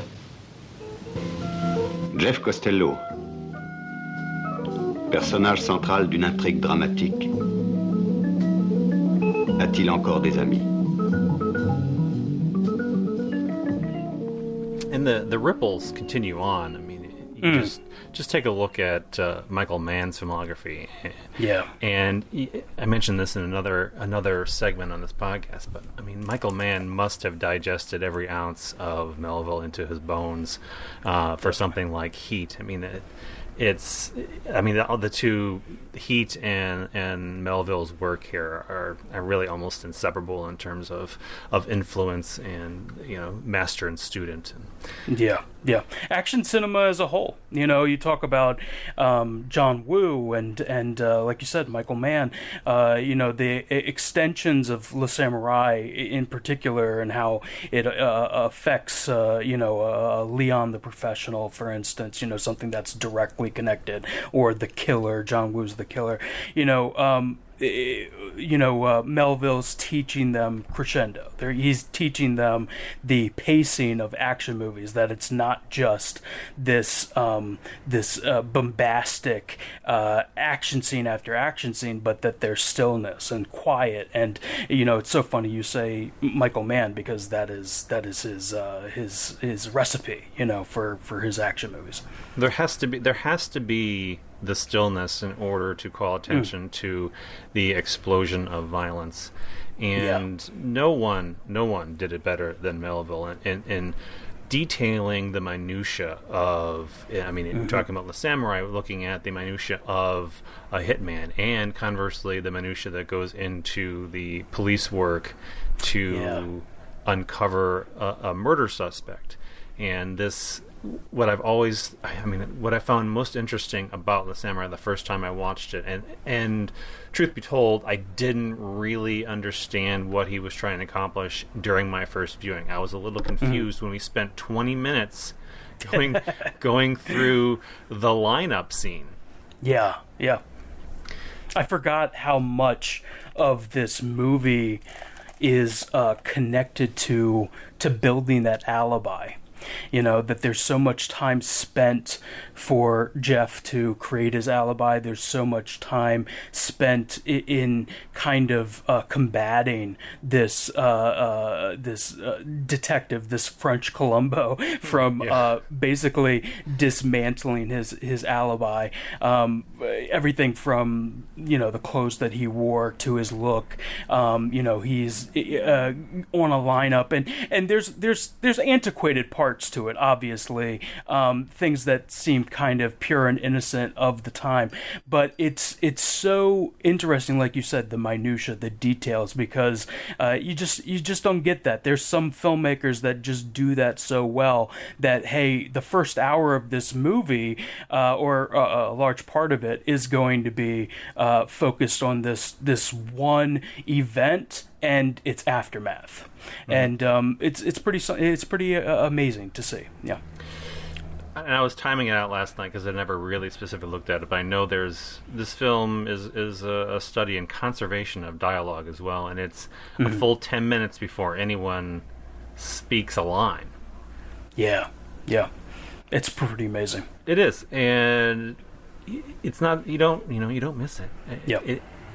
Yeah, there's something I've read, and maybe you heard the same or read the same, that that Melville was so focused on kind of making the color contemporary of black and white film. It's not something that is, like you said earlier, it's not showy. It's straight and to the point, but it's also as cold as kind of his life is too. Even the places that he goes that have vibrancy in life, the jazz club and so on and so forth, are very stark, black and white, and that seems to be something that held through with Melville, especially in going through the 60s and into the 70s. I'm thinking of Army of Shadows and of Le Cercle Rouge, especially. The opening scene in the apartment is a wide shot of the room with Alain Delon laying on the bed. The only sound is city background and the chirping of his bird. And it holds that shot, and there's the camera lens, the lens focus changes. It's just a subtle thing towards the end of that before he gets out of bed, but the lens focus shifts and it distorts the room. Yeah. And it's just so quick, and it has such a jarring effect on this still frame, and it gives that still frame a sense of life that is remarkable. And I've never read specifically about that choice, but it's something that I've not seen. Maybe it's something because I haven't watched movies as closely as The Samurai, but it's just a remarkable camera trick that changes the perspective on a scene without ever actually leaving the frame. I noticed that yesterday, and I was like, that's I mean, it's lovely. It's a lovely piece of filmmaking, just as the whole opening unfolds. But I was studying the textures of the room, and it's a dilapidated Parisian apartment, just dozens of shades of gray, wall textures, and the floor. I mean, everything comes from the same color palette. It's so tightly controlled. Yeah. And I mean, I don't know if this has entered into the conversation of style over substance kind of conversation, but in a way, I almost became obsessed with the way this film looked on this last viewing in a way that I had never paid attention to before. It's like when you go into the jazz club and everything is washed and angled and scrubbed free of that texture. The same in the police department as well. He's going out of his way to remove any of those eccentricities of background and texture. Sure. Yeah, I would say that this viewing, I was very aware of it too. I was also watching it with my girlfriend, who this was the first time that she had seen it, and so once in a while she would ask questions, particularly about that and the way it looks. It's interesting you bring up that distorted, stretched frame. You rarely see that happen where they're changing the focal length, that they're doing it in camera. I mean, I can only think of Paul Thomas Anderson doing it in Magnolia, and there was a flashy reason for that. But as far as the look of Le Samurai, and you talk about the colors and the textures, I mean, this probably goes to the protagonist anti-heroes that Melville often filled his movies with, but they are stark, lonely characters. They're also usually masters in their field. In some way they have a knowledge and cold calculation that other people outside of their world don't. And that kind of extends to Jeff. Jeff is someone that doesn't need narration. He doesn't need a voiceover like an old film noir movie. He acts and we just observe. He is going about things and doesn't really question it. He's going from point A to point B, and you have that feeling that he's done this, if not many times, to the point that he understands the procedure. And I think that that's reflected very visually. Everything is put in its place. There is a reason and intention behind everything, so that even those visual flourishes, if there are any, reflect Jeff Costello, that coolness, that coldness, that calculation that he has as a killer. And we've talked about this in other segments too, and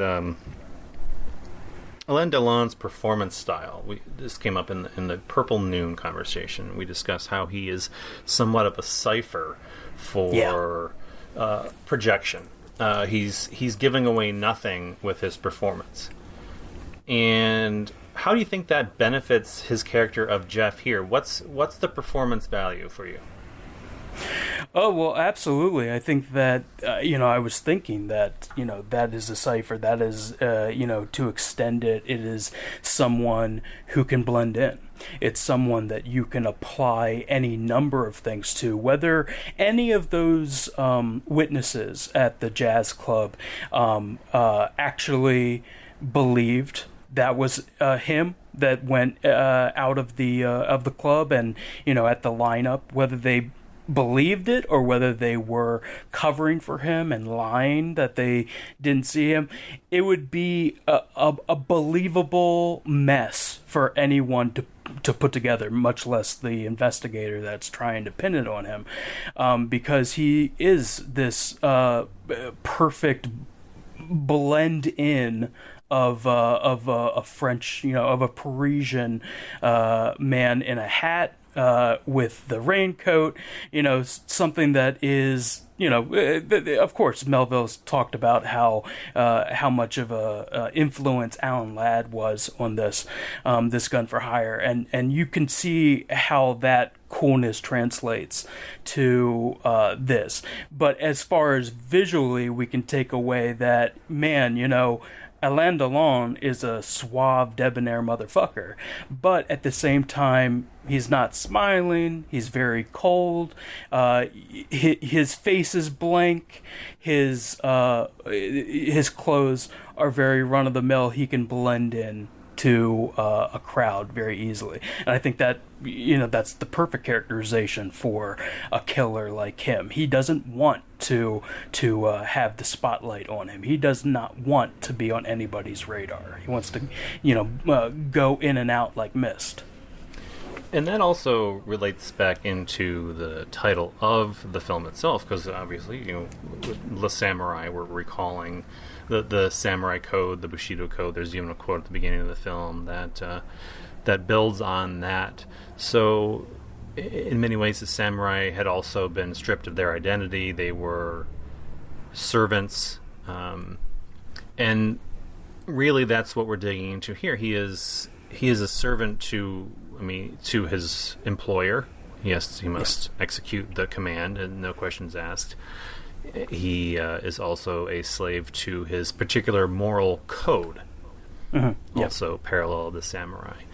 And that is where the ending takes us. And that final scene is just the perfect punctuation of his personal moral code. Right. It's a Ronin. It's a person without.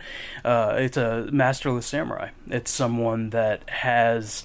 The question is, what is his point and what is his value? And then once he takes out his boss or his employer, what is he? What? How does he define himself? So the extent of whether you commit seppuku, you commit suicide, that is just every moment of his life is clocked by this samurai code, like you said.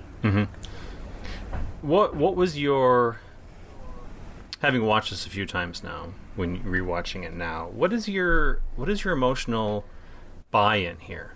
What kind of emotions are you feeling when he's going into that final scene? Because I had two very different reactions from the first time to the last time that I watched it, and I was curious if you experienced something different. Yeah, it's hard for me to pin that down, because I will say, I've seen it several times, but this was the first time that I've seen it in a long while.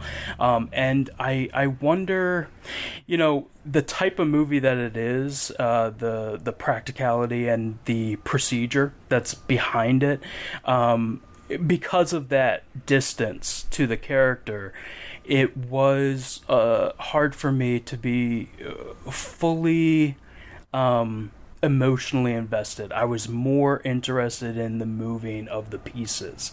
And so when he finally got to that part, it was like, I'm getting that sense of where he's at emotionally, but I wasn't as tied to him as, say, another character, that he might have played that has a little more, identification, recognition in it. What were you feeling? The first time, the first time I watched it, I was thinking the only way he has to go is out, so I was interested in the nuts and bolts of how he got there, and the first time I was like, yeah, that makes sense, I get it. This time, I felt somewhat of an emotional pull towards his final decision. It is almost predestined the way he goes about what has to happen. There seems to be no doubt in his mind that this is how he meets his end. Right. But in this particular viewing, and I think maybe that has to do with the way I've been studying Alain Delon as an actor this week, because I've watched maybe 10 of his films for this particular episode and going back through some of my favorites. And There's just a moment after he's shot that his face relaxes. Yeah. For the first time in the film. Until then, it's been very tight, very rigid. It's unflinching. He's clearly, it's almost like he's got lockjaw because he's pulling it. He's doing. I don't know what it is, but when that final scene happens, it's the release. Yes, absolutely. And I've never noticed that particular moment before because I'd been looking at it without that personal connection. Like, what is the, because it was always the chess game, the Melville chess game, and then in this one I was paying far more attention to the actor and his very specific performance. It makes even more, it has even more of an effect because, like, exactly what you're saying, we've been talking so much about him being a cipher and being a blank, and all of his emotions are happening, if they are happening, internally, and we don't see smiles. We don't see pain. We don't see anger. We don't see sadness. He's not emoting anything. So when he finally, whether that is him, relaxing, feeling pain, any sort of, the veil is lifted. You're right. That is something noteworthy because we haven't seen that before in the movie at all. Yeah, the more I watch this movie, the more I fall in love with it, and it's been one of my favorites for a long time. And this, I said, Le Cercle Rouge is my first.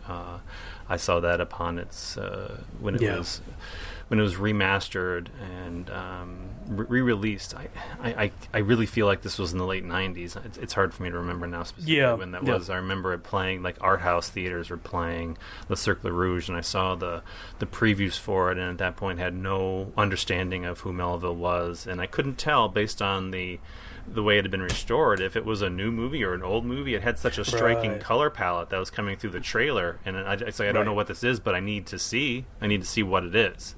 And that then led me to the Samurai and down the path. Absolutely. I think when I saw this, it was at a perfect time. I seem to remember I saw Le Cercle Rouge either right before this or right after it. I don't remember. But I remember coming to that movie because of Jean-Marie Volonté. Coming from a spaghetti Western point of view, I was like, oh my God, he made movies that weren't Westerns, and that's when I came to that.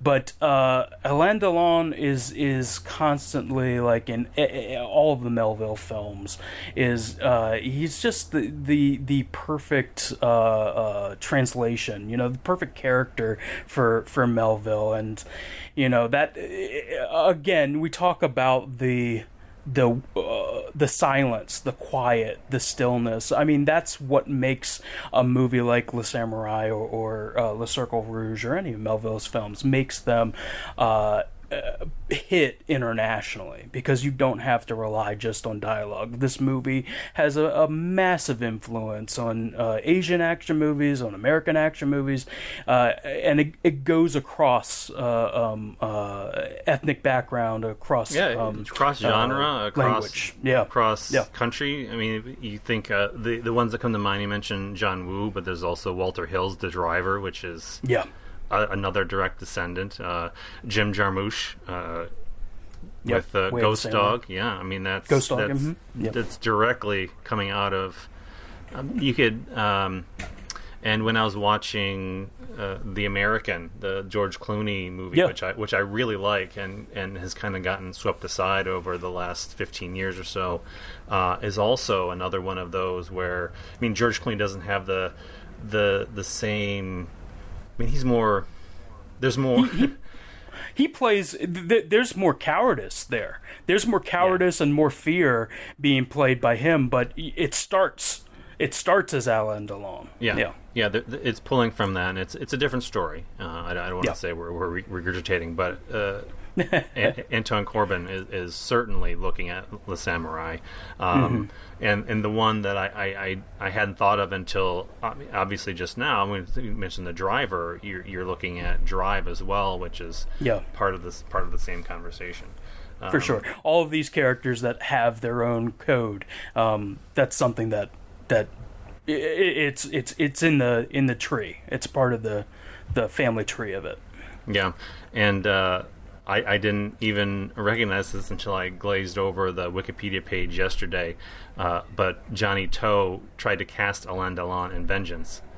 Would have been something. Absolutely. I can't imagine how that plays out, but I do wish there was some sort of reality in which that happened. Yeah, for sure. Yeah, I think we did it pretty good for a 15-20 minute conversation. We got through it. And Greg, is there anything that you've got going on now that you want to plug? Where can people find you on the interwebs? Yeah, I'm on Blue Sky, but I forget what that is. Is it? Yeah, I forget what it is. But I am still Mr. Greggles on Twitter. I'm not on there a lot. MisterGreggles, and I think that it links to Blue Sky on there. But social media, I'm on there once in a while, and still focused on kind of writing. I haven't done my podcast for a long time, but if you do want to look up old episodes of the Debatable Podcast, that's still available on iTunes and where you listen to your podcasts. I was really proud of that show. Jay was on there a few times, and we I think we did 130 something episodes, and yeah, I was just really happy with the stuff that we put out. Jay, though, the episode that we did on Cocaine Noir is one of my all-time favorite episodes that we did on that podcast. So yeah, that was a fun conversation. I love talking ugly 80s Cocaine Noir. Yeah, 80s, early 90s. That's the era. So good, so good. My next guest will be no stranger to any long-term listener of Cinema Shame. He appeared on the very first episode where we dissected the comedic imperfections of Police Academy. Will McKinley is everyone's favorite old movie weirdo, and he's here to talk about his streaming journey into Alain Delon competency. It should also be noted that Will had opened a nearby window, so our conversation will be accompanied by a serenade of summer crickets. So I'm so glad you're joining us to talk about Alain Delon. And you just brought to my attention that you didn't actually belong to the Alain Delon fan club before really signing up to join me on this podcast. Okay, well, I need to... so two things. It's sort of a confession, but also maybe a piece of, I don't know, cinephile commentary. So I had probably seen his, main 5 films. And I had seen them, in some cases, a number of times. So basically, we're talking about Purple Noon, Rocco, La Eclisse, is that how you say it?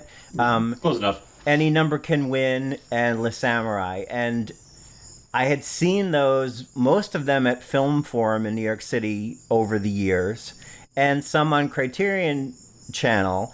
So I had a sense that, I knew who this guy was, because I had seen basically a 7-year slice of his half-century career, right?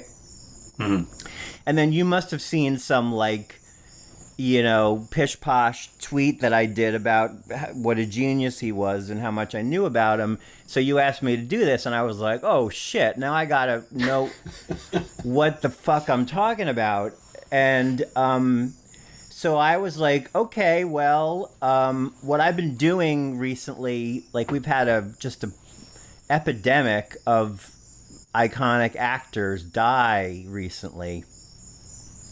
And in my own way, I've sort of honored them by doing a little memorial binge on streaming. And I've been pleasantly surprised by how many films I found for each of the people I wanted to honor, right? So I was sort of let me see what I can find for, Delon. And much to my shock, in one form or another, I found 40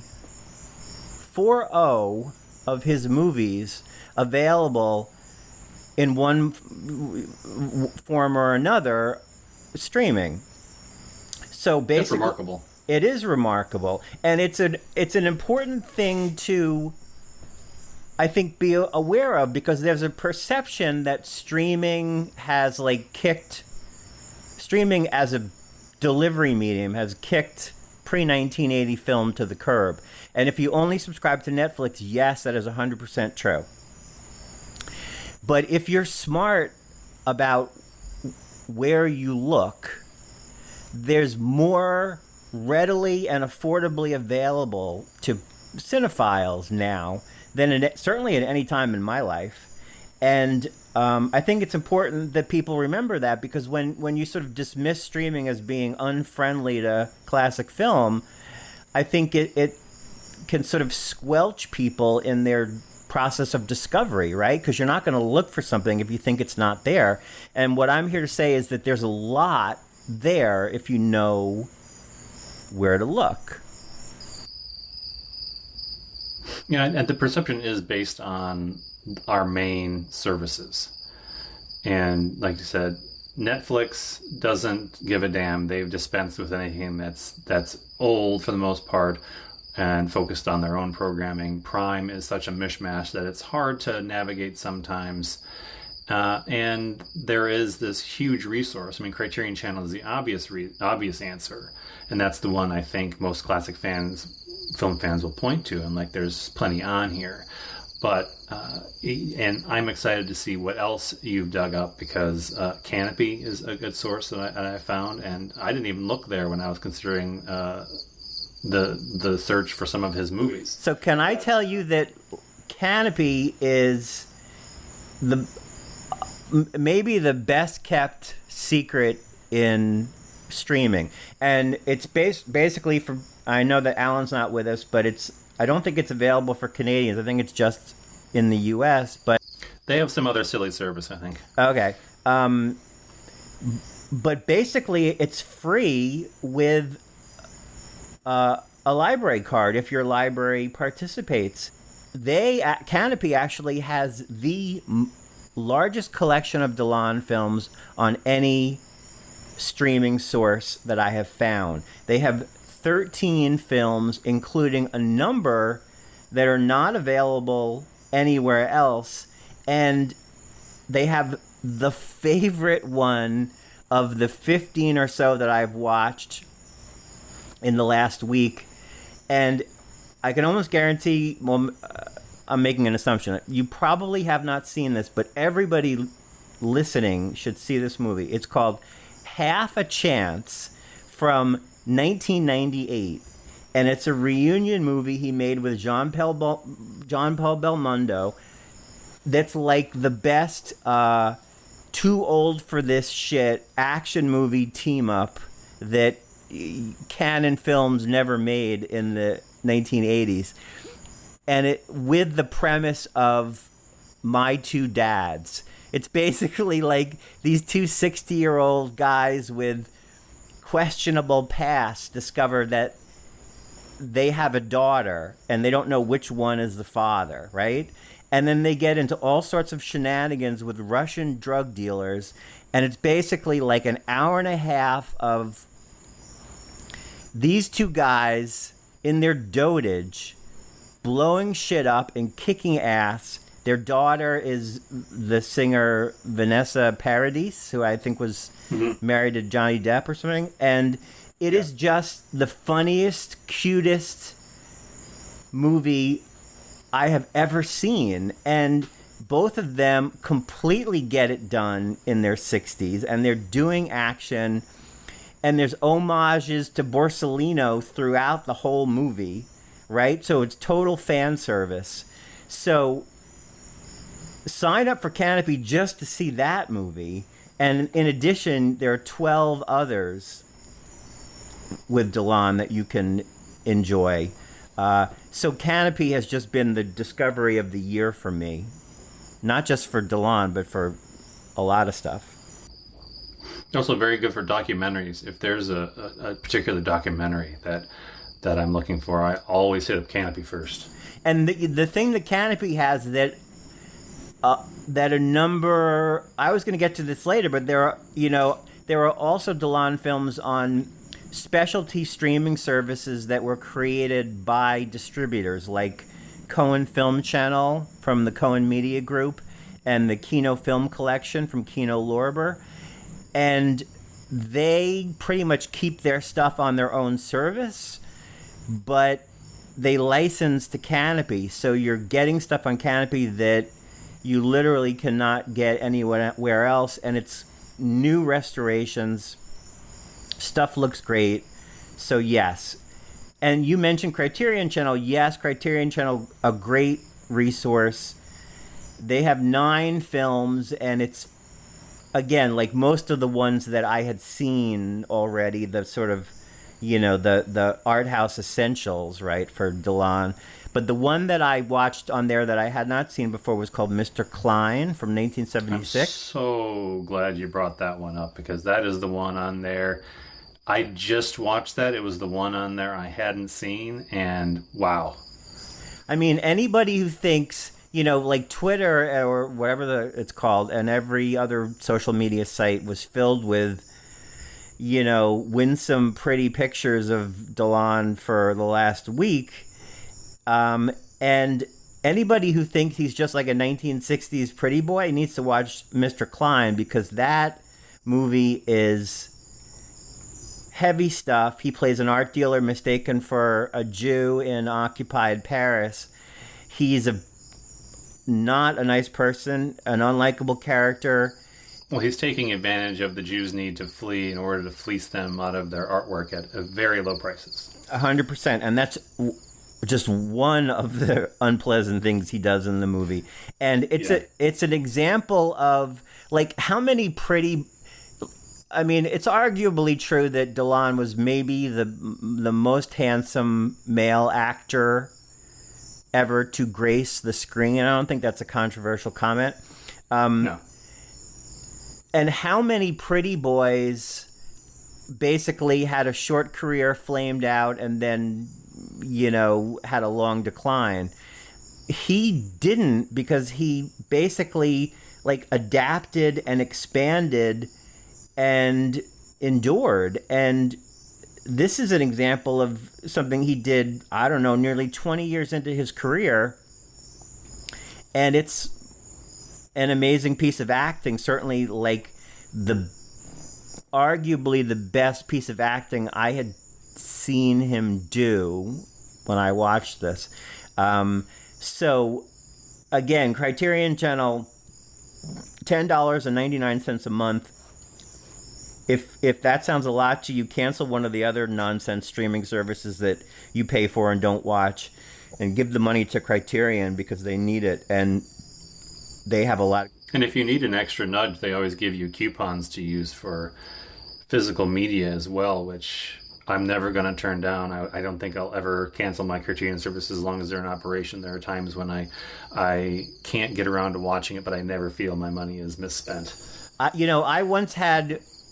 I've never worked for TCM, but I once had a meeting with them, and this is before they started the Backlots Club, right? And they took me out to, along with a couple other folks, to ask for suggestions. And, one suggestion I made to them was that basically, like, when you're presenting this to people, think of it almost like, the way people support their local NPR station or PBS, right? It's like, with Criterion Channel, I feel like I'm paying them $10.99 a month as a tribute just to continue to do what they're doing. Even if I don't watch a single movie, it's money well spent. So, so yeah. And then another one that I have been all over recently, because I do not currently have TCM, and I'm trying to live on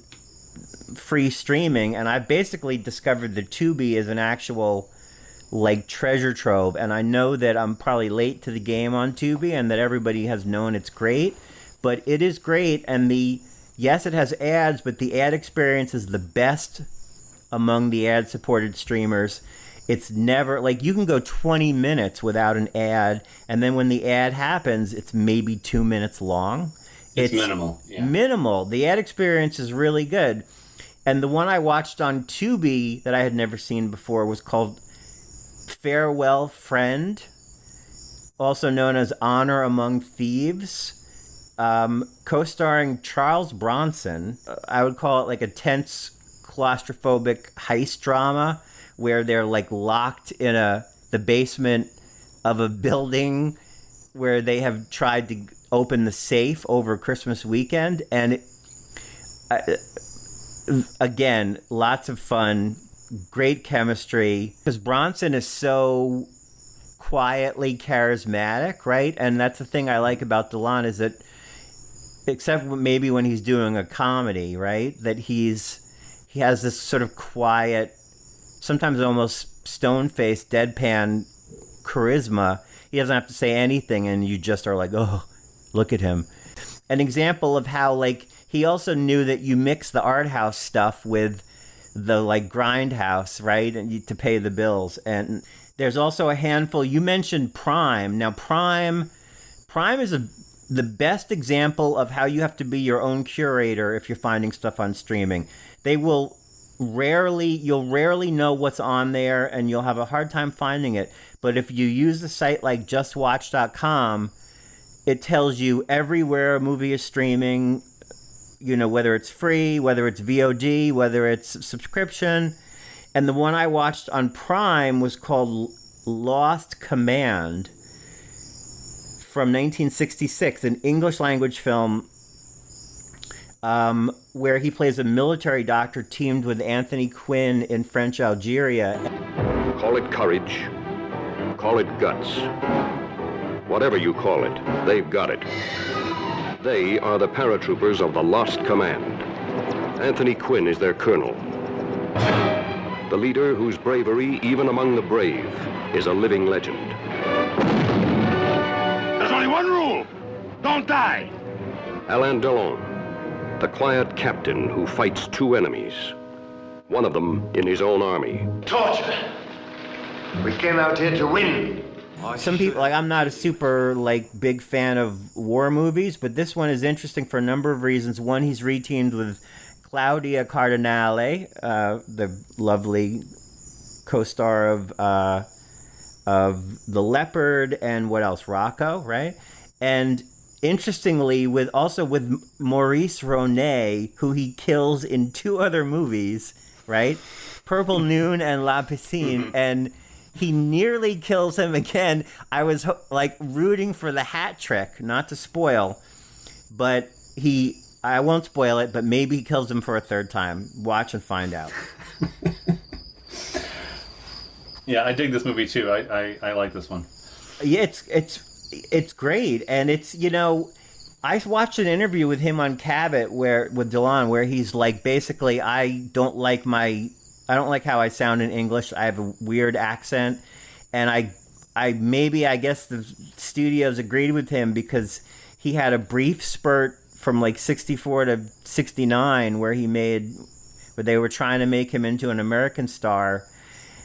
Didn't really work. He did a couple more until he sort of petered out in 1979 with the airport movie that took place on the Concorde, Airport 79, I think it's called.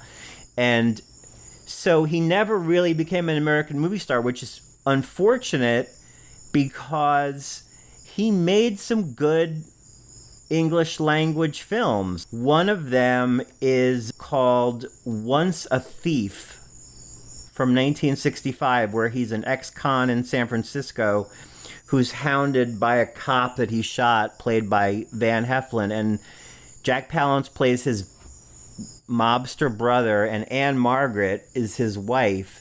And it's, you know, it's late original era noir. It's very gritty. It's written by the same guy who wrote Any Number Can Win.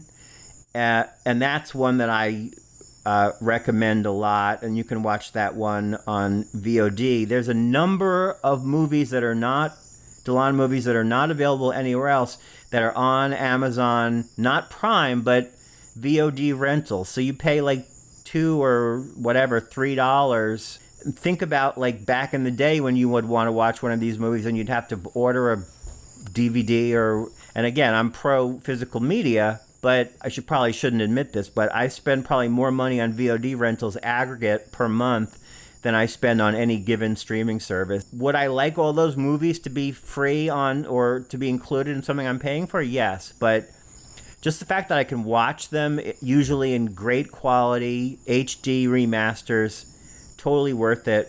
So don't sleep on the VOD choices, whether you watch on Amazon or Apple, wherever, it doesn't matter. And then the last thing I wanted to call out was I'm not pro piracy, but I am pro what I would call like sites that share movies and don't make a profit from it. And one great one is called Rare Film. You probably know the guy from Twitter, Jay or James.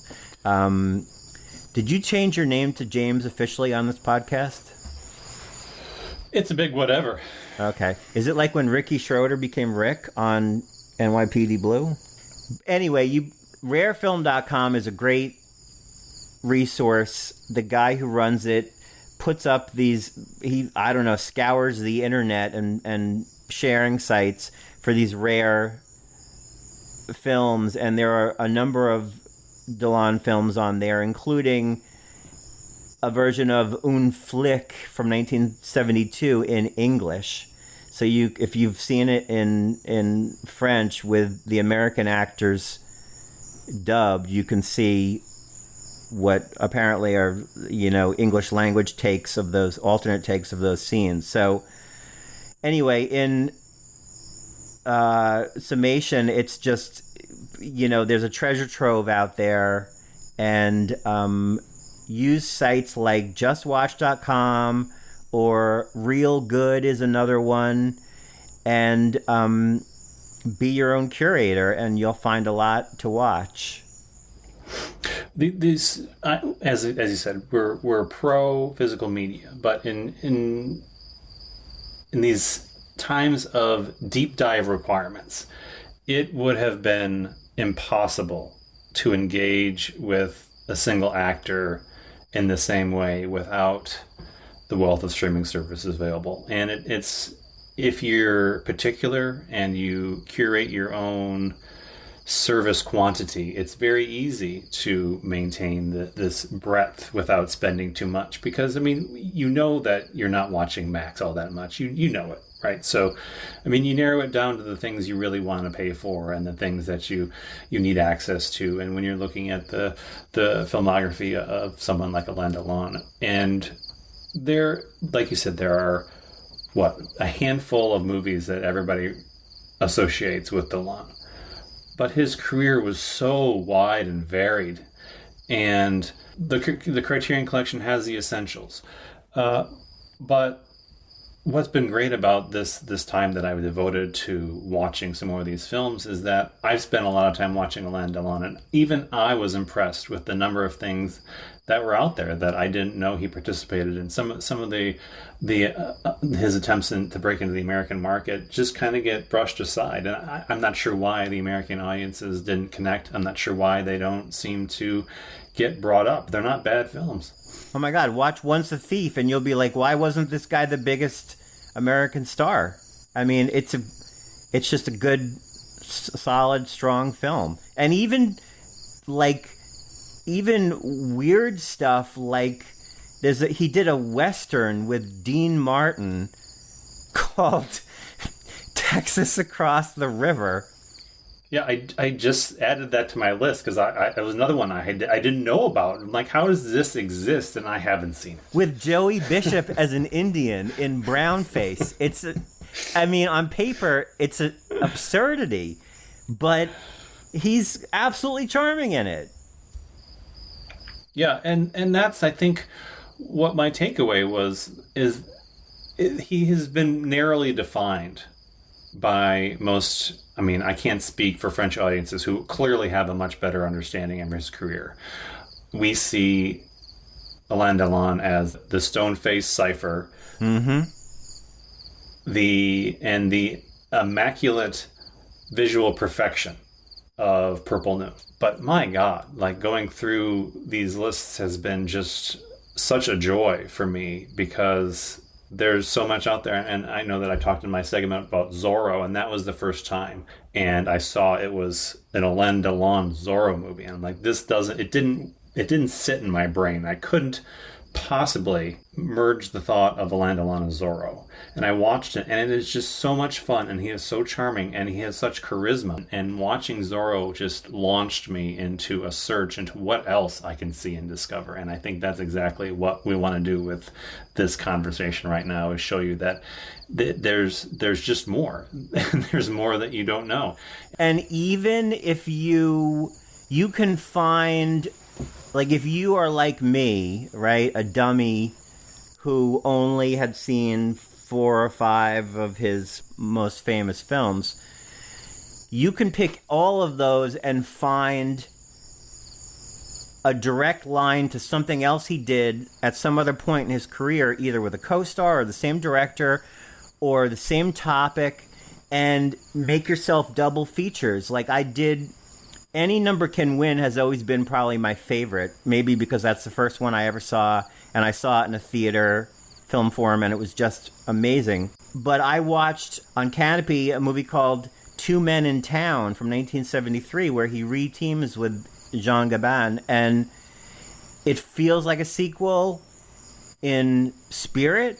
It's not, but you see how he evolved, where 10 years earlier he was this perfectly beautiful young man, and now 10 years later, aging, approaching middle age, and down on his luck. And kudos to either he himself or advised him or managed him in his career, because he followed a path that is just brilliant. He picked good stuff, he picked diverse stuff, and here he was. I'm watching this film from 1998 where he still looks fabulous and he's still carrying a movie. Credit to him as a performer.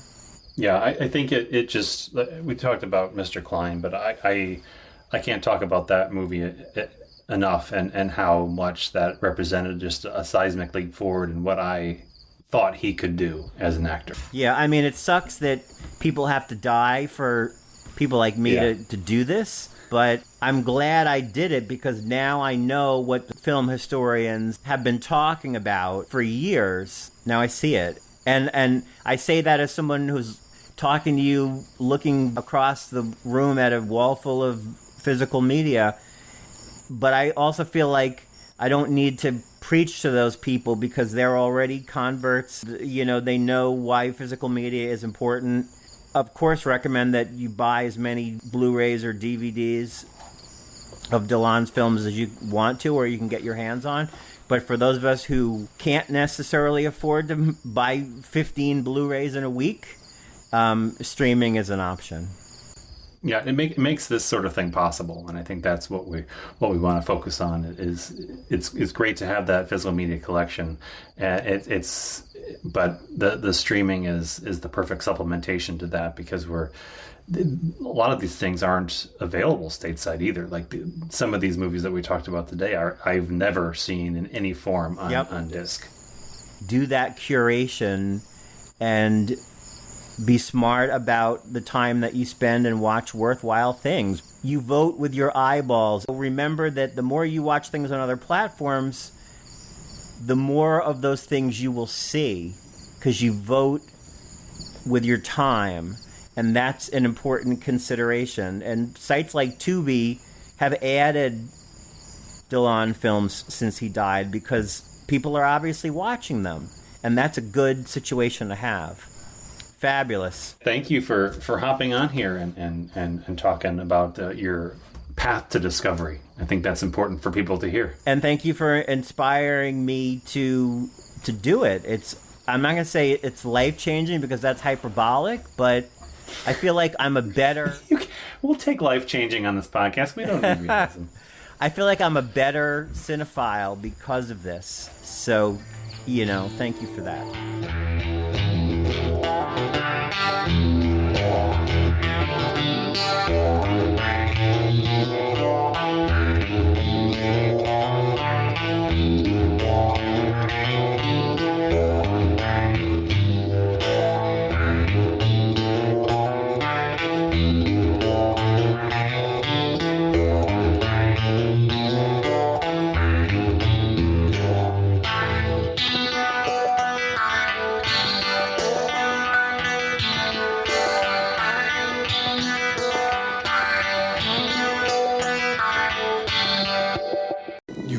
person